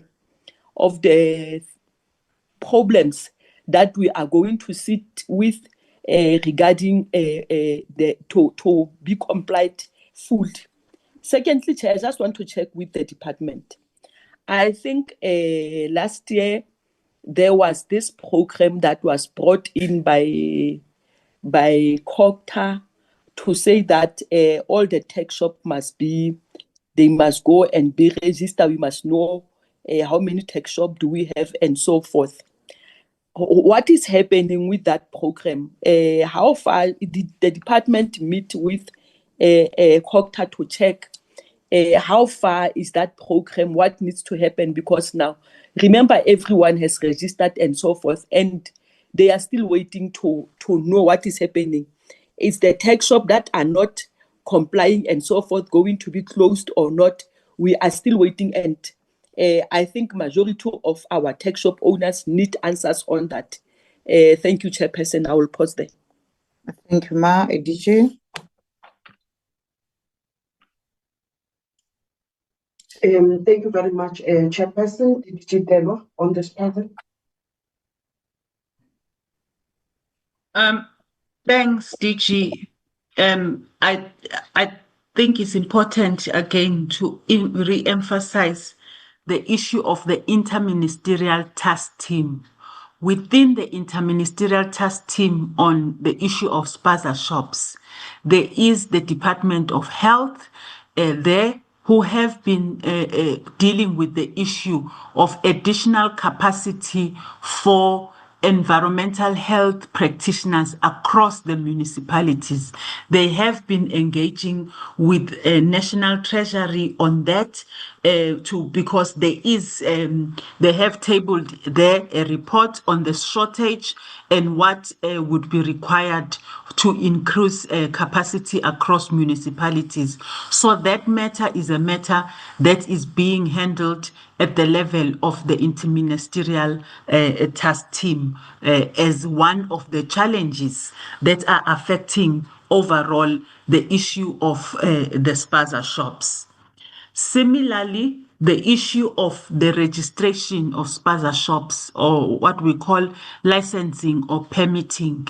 This is work also being overseen by that interministerial task team. what I think we can report as of the last meeting, what municipalities have said, because they have been providing a report. They have said that now the numbers of people, new people coming to apply for permits and licenses has stopped. And now what they as municipalities are doing now is to focus on processing all the 83,000 applications that were received with a view to get rid of that backlog. I think that is only then that we will know now that those who don't have the licenses and then the enforcement as well. Net joints sit in this interministerial because they are responsible now to go and enforce where the person or the owner doesn't have a license, has not applied, but is conducting business without the necessary compliance requirements. But in summary, that is the work that is ongoing under the interministerial task team chaired by the Minister of COGTA. And we as a department report to that task team in terms of the spaza shop fund, in terms of the business licensing amendment bill, as well as the policy, as well as in terms of the tax shop geo-mapping project that we are doing. Thank you, Chair. You were right on time. Thank you very much. No point of order. Hello? Point of order. Okay. It's Honorable Babala Matulen. I hear you, Honorable Babala. Over to you. No, Chair. Maybe you can answer it, or I don't know, but I just wanted a clarity because according to the times were given, I wanted to check because when I was checking the time, it was even more than 15 minutes. And I wanted to check if we're given same time as main members of this portfolio committee and the alternate members of this portfolio committee. Okay. I just want to ask that question. Thank you, Chair. It's good to ask, Ma. The time for Honorable Matsulo was ending at 6 minutes past 1. So that is why I was saying to the DDG, you were on time because it was 6 minutes past 1. You can even try to check it yourself. When they start to question, you can write down, and then when they are ending, you check if ever the allocations are the same. No one is special. All of us are equal in this committee. Thank you very much, Honorable Babala. Sorry, Chair. Yes. Sorry, Chair. No, I think you are missing my question. My question is not personal. There are many alternates that are in this portfolio committee. My question is, do we have equal times as main members? Because Tina, we are main members of the portfolio committee. And then there are many alternates in this portfolio committee. Are they having 15 minutes, even them now? My question is like that. It doesn't mean that I'm personal about an individual. My apology, Honorable Babala. I thought maybe you were checking if ever all the people who are talking, all the honorable members who are asking have been given equal time. Okay, allow me to say all of us now, we are honorable members of the National Assembly. If they come and attend, then they will have an opportunity, unless if on the next meeting, we can then talk to it before we start with our meeting. But for now, all of them are members. They qualify to participate as the alternate. The only thing that they cannot do, that we normally repeat, talk to it, is they cannot vote when we vote. Thank you very much, ma'am. Tate Malemacha, over to you. Your 15 minutes start now. Thank you very much. It's dangerous to set rules when you play. That is why I referred them to our... No, Chair. Let's not mix this issue. It's my preamble when I open. I'm saying it's dangerous to set rules when you play. And I knew that is gonna strike the debate. It has got nothing to do with the Point of earlier order, question. Chair. And a point of order, Chair. Yeah, I wanted to avoid this because Honorable Yeah, Malemaja, because she you are was the only asking, person, Chair, that you can she deal with was that, not asking other the person. question. I And did I not was ask the trying, question to all throw right, to okay, honorable. okay, Honorable So you must Honorable never come Matula. here and grandstand. The chairperson is Honorable Matula, allow me to handle the situation. Honorable Malmaja, that is why I was saying I responded to the question. She was not setting the rules, she was asking.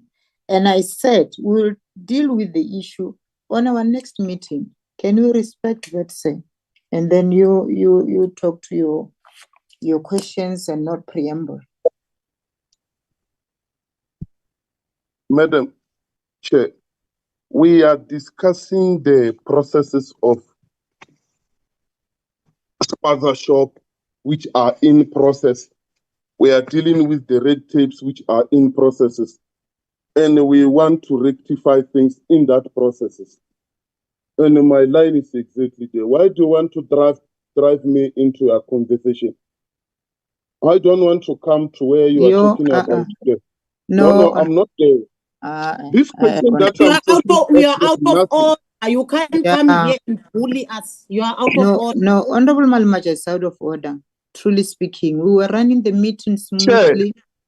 I'm talking about the issue of the red tapes that are affecting the spazas that are in process now. Okay, thank you. Then how do now I be out of order because you don't even know what I'm talking about? And I'm still saying, don't put me into how you are going to run your times. I'm not there. I'm not there. And I'm very definitely sure. That's why I said, no, don't get into my time. It's dangerous to set rules while you play. Honorable Malmaja, I gave you 15 minutes. I said it was 15 minutes start now. So I did not enter into your time. But then if you then attack the way I could hear that you are taking how we were dealing with the question. No, I cannot allow that. Listen to what I'm going to say so you understand. And please stick to your questions, questions, Honorable Malmaja. Don't enter into this discussion because I referred the discussion to our next meeting. That's my request to you. I still say respect what I'm saying. I did not attempt to get into your question. My 15 minutes is exactly on the debate, and I started by saying it's dangerous to set the rules. And no one is setting the rules. No one is setting the rules. No, Chairperson, we are talking about the red tapes that are the rules and the regulations that are affecting the spaza shops. And just before you even distract, I'm still very lost. But because I wanted to participate here, I'm not going to allow that. And I continue saying, DG, there are funds which are said here, the spaza shop funds. If not carefully explained, they are going to cause a problem. Those categories of funds are there for funding to enable individuals outside the spaza shop to can have paper trails that can make that person to be a qualified spaza shop owner. Or those funds are for stock. I think I'm very clear there, DG. The money that we are giving people that they're applying, are there these monies to assist in terms of the paper tray or for stock? Gas beriga ore re emeji baludi. Ki buji seja or ma Afrika borwa a kweje kodia koko ore. Tšhelete tše re bolelago ka tšona tše di kaka. Ebe ke tšhelete tše ka tšona motho a ka ikhumana le starateng a nyaka go ba le spaza shop. Mme a se na bokgoni bja o ka thoma ga o le o lekelebeditše dipampiri o a kgona o e opela a fiwa mme a thoma khupelo ya dipampiri o ya ka mokgwa a tshwanetšego o ba tšhelete lefa bao e leng borakgwebo potlana mme ba na le go se fitlhelele o ka ba le sedoko se se inafo na ke nagana gore e very clear. I'm basing that DG because if we are not careful on that, you will be setting rules when playing. In this case, they will apply and they'll be told that you should have been a spaza shop before you qualify for this man. And when we go to Mbizos, they will say, but you said there's money for spaza shop. I'm ambitious to become a spaza shop owner. Now, I'm closed out because the money that you are giving is not for spaza shop starting, is for store. I think I'm very clear there. As much as I don't have much problem with the formation of the committee that you said is going to be led by the minister, but my problem will be how the people on the ground feel regarding the assistant they want. Their understanding is that all these bodies, as we speak, they exist. The only thing that we normally do is to change faces and change the names of the bodies. Now, will not this body that you are proposing going to impact the proceeding and the fast tracking of the assistants? Will it also have powers? Because what is key here, DG, and this question cut across, what is key here is to take decision. It's absolute power of what we want to put in place so that at the end of the day, if we are to be specific, we deal with the red tape. In case where there's a policy and the policy restrictive, and yet this committee went and conduct, and this particular desire has been demonstrated, and how do then that say this committee can overrule that particular policy? I think I'm very clear then. The other issue, as you want our assistant on the red tapes, the issue of the regulation delays. We normally have a time frame of a month and a time frame of 3 months to say. Well, as the market is moving, including the illegal market, what measures do you have in place through the municipalities that you will be hooking in? Because understanding is that people who owns the land are the municipalities, to assist that those who have done feasibility studies before they implement their dreams, and yet they are overtaken by illegal spaza shop owners, if not the traders. If you check the first question, it was dealing with the delay of the regulatories.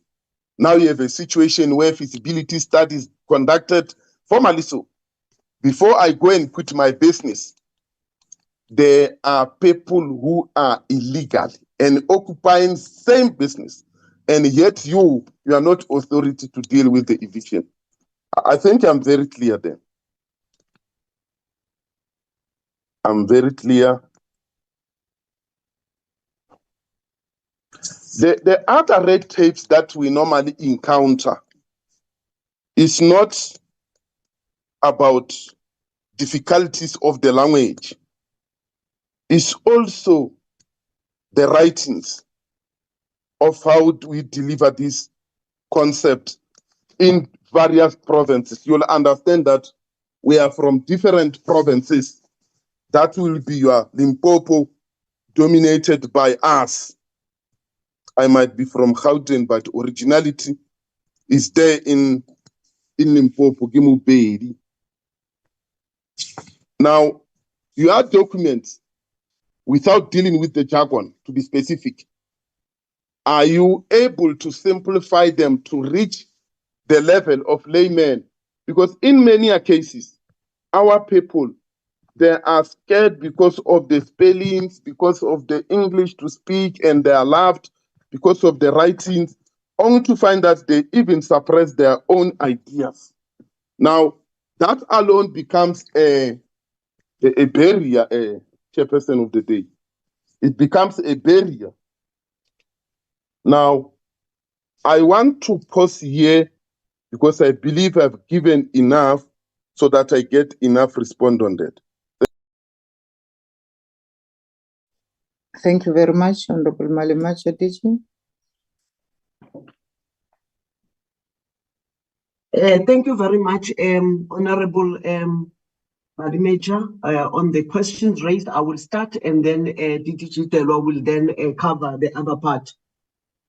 The 10,000 that we are mentioning in the presentation is for non-financial support, which will then include the trading, which will assist in getting compliant, because it's important for them to be compliant.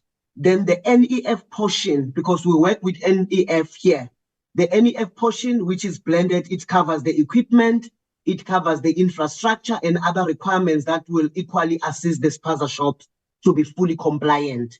So we also need the basic or the conditional license, wherein, for instance, the zoning is confirmed and the spaza shop is built on the right place, and the infrastructure support will then assist the spaza shop to improve the building and to have the correct equipment, enable them to be fully compliant. So our role as a department, in essence, is to support anyone interested to be compliant.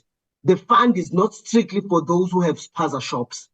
Those who want to start must be supported, and we want to just ensure the issue of eligibility in this particular instance, which all those areas are put in place. But I think maybe Dero can then add on that, and then I will also come in if there is an issue.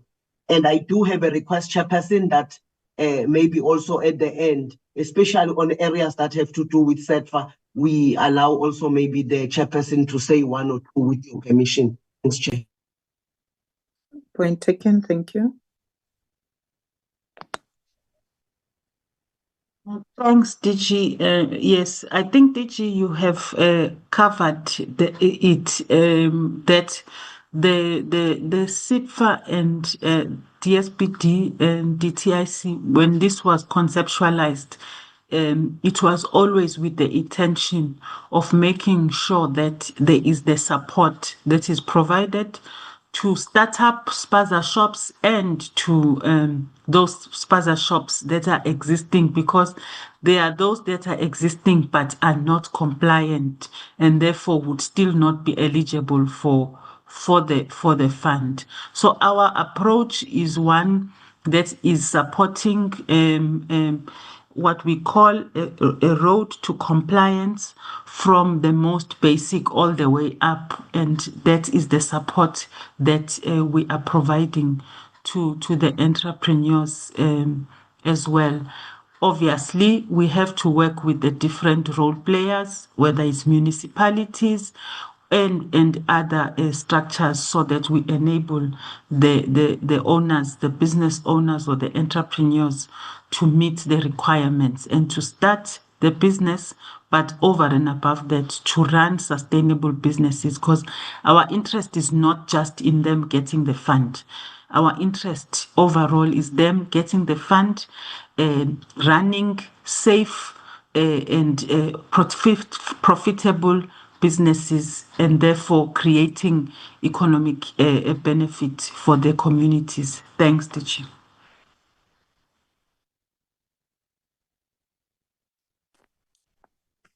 DG, are you done? Yes, we are done. I don't know if Chairperson of SETFA, because she is on the call, and there were specific questions on SETFA.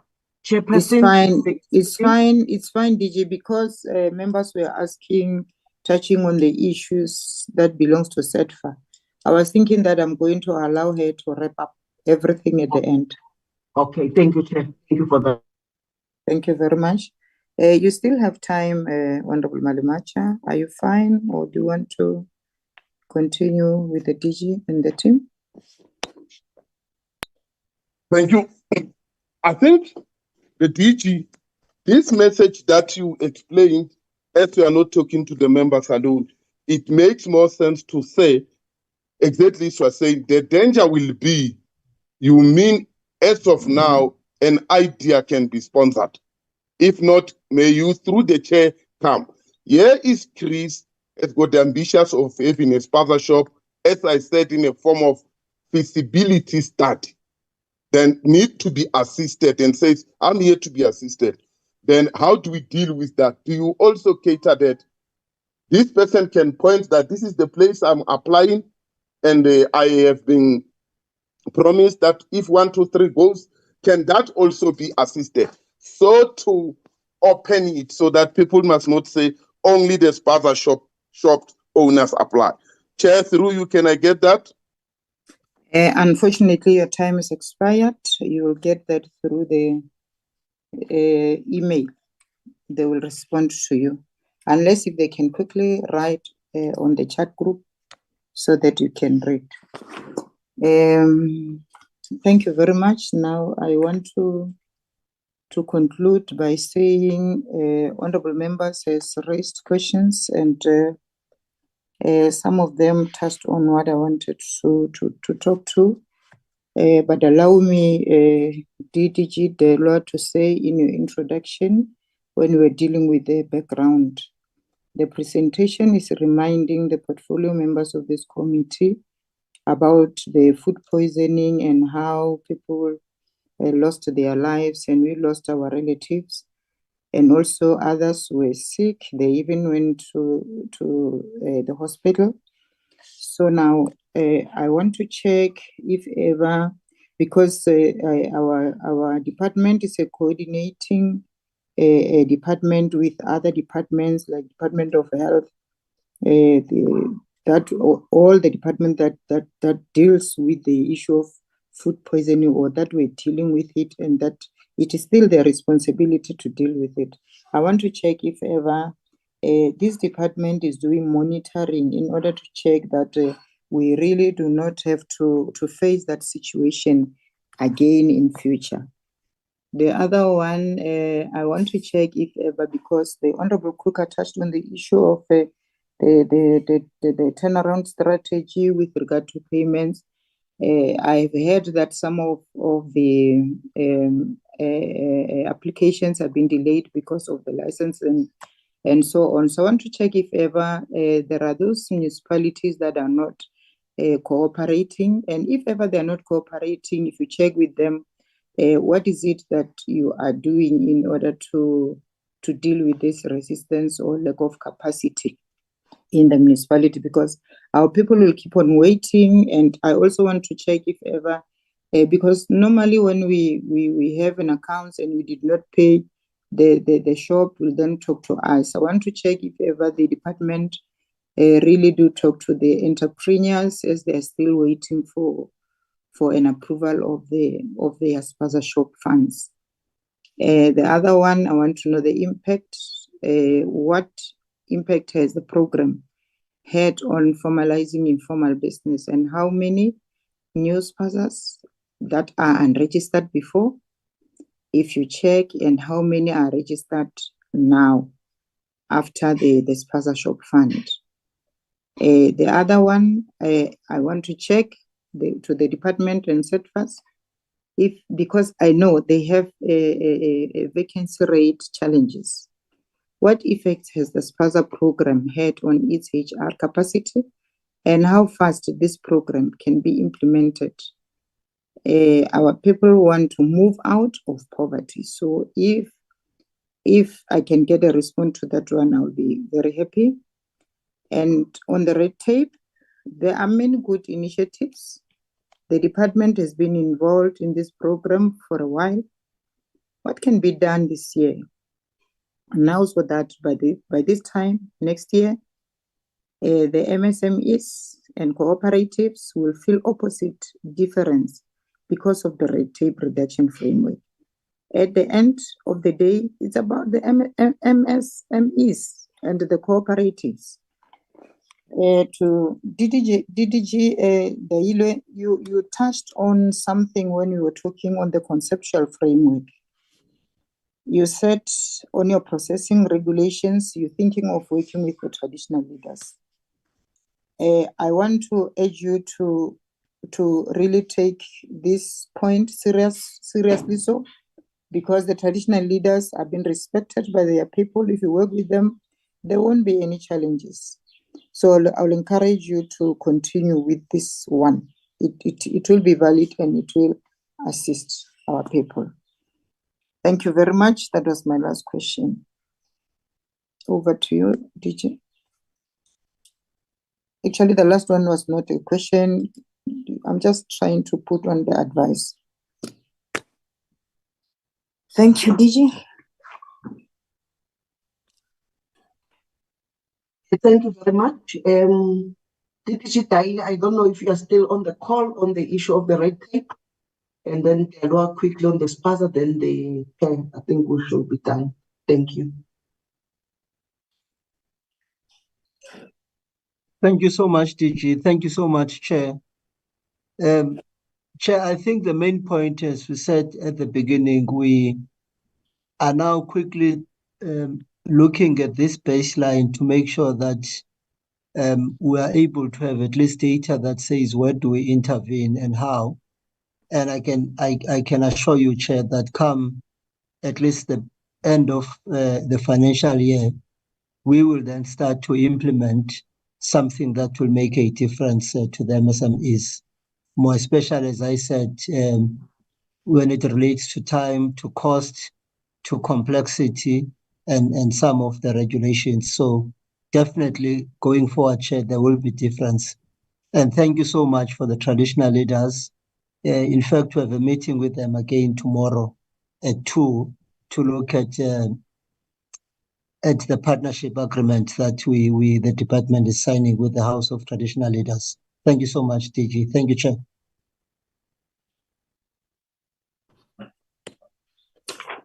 Thank you so much. I would urge the members of the committee, especially Honorable Malumacha, to check on the chat group. There is a response with regard to the assistance that is being given by SETFA. If you can go through the chat group.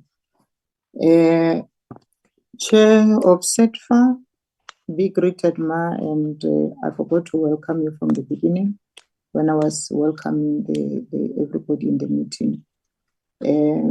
This is your time. You can touch on the issues that deals with your agency. Over to you.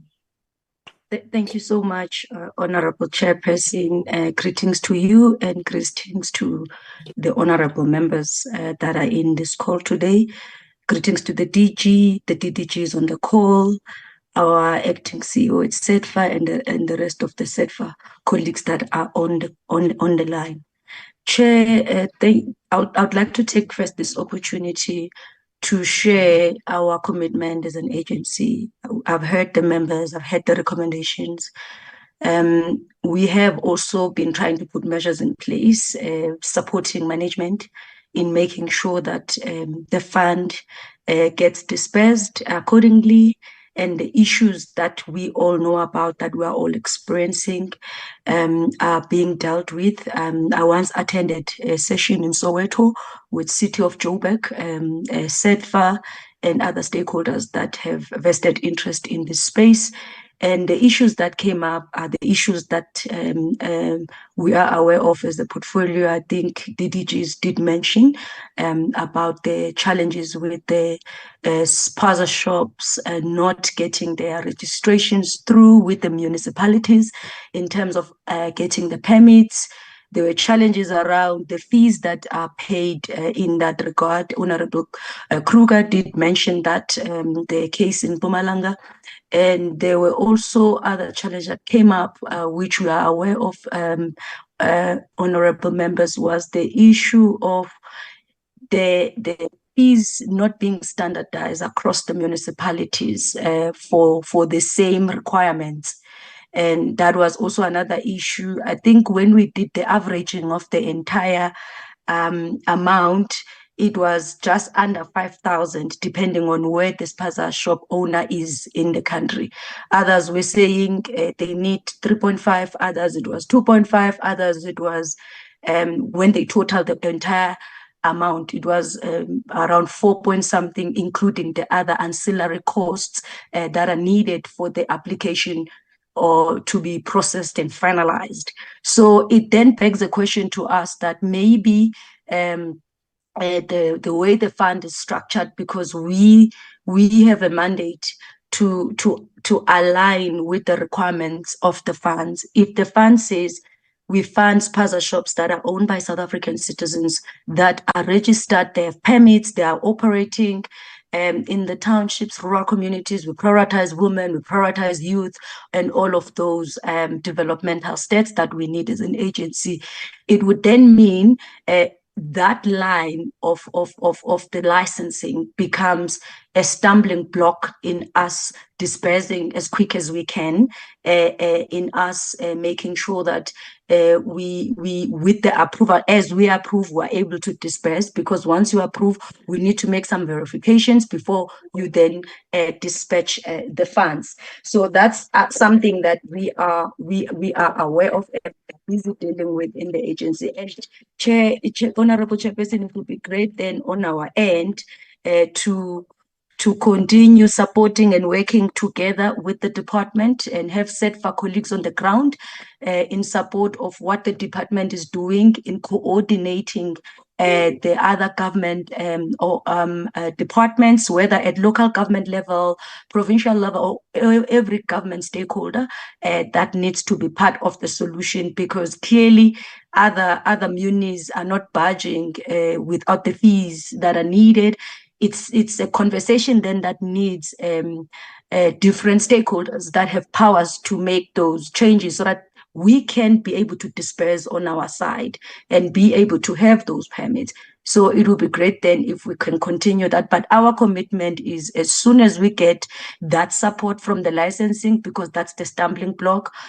Thus far, we've got about 418 approvals, and we've dispersed to a couple of spaza shops. To your question around the impact, there are spaza shops that they've already been dispersed to, but then those numbers are fairly small percentage-wise if you compare with the number of applicants and the pending applications that still needs to be processed, whereby that now the issue is that licensing, which was one of the eligibility criteria from the requirement standpoint. So that's the one thing that we are struggling with, but we're hoping that with the collaborative effort driven by our shareholder, the department, and then us being on the ground in making sure that we assist the small businesses. And then also, Chair, what is important is also us strengthening the post-investment so that we can report on the impact that this fund has made, especially on what SETFA has control of, our own investment in the entire fund. We can be able to account for that component if our post-investment is strengthened, which the CEO and the colleagues are aware of the request to make sure that that is provided to this spaza shop. I will pause here, Chair, and welcome the inputs from the committee regarding how we can strengthen this as an agency, and we stay committed in supporting our department in getting this project over the line and achieving its impact. Thank you so much, Chair. Back to you, Madam Chair. Thank you very much. Let me really take this time and thank the department led by the DG Manzini for the good work done. Secretary, take us back to the program we have done. We have dealt with the deliberations and recommendations, and now we are on our last item, which deals with closing remarks and closure. So I have already said a mouthful with regard to closing remarks. Let me just say, go and have your lunch, be ready for for 2 o'clock, for 3 o'clock. There is plenary and the meeting is adjourned. Thank you. Thank you, Chairperson. Thank you, members. Thank you, Chair and members. Sorry, Chair. I saw in our emails there was a program, or we're going to do it next week. I would request that you go through the program, my dear one. If ever you have a question, talk to the Secretary of the Portfolio Committee or the Content Advisor. Thank you. Thank you, ma'am. Recording stopped.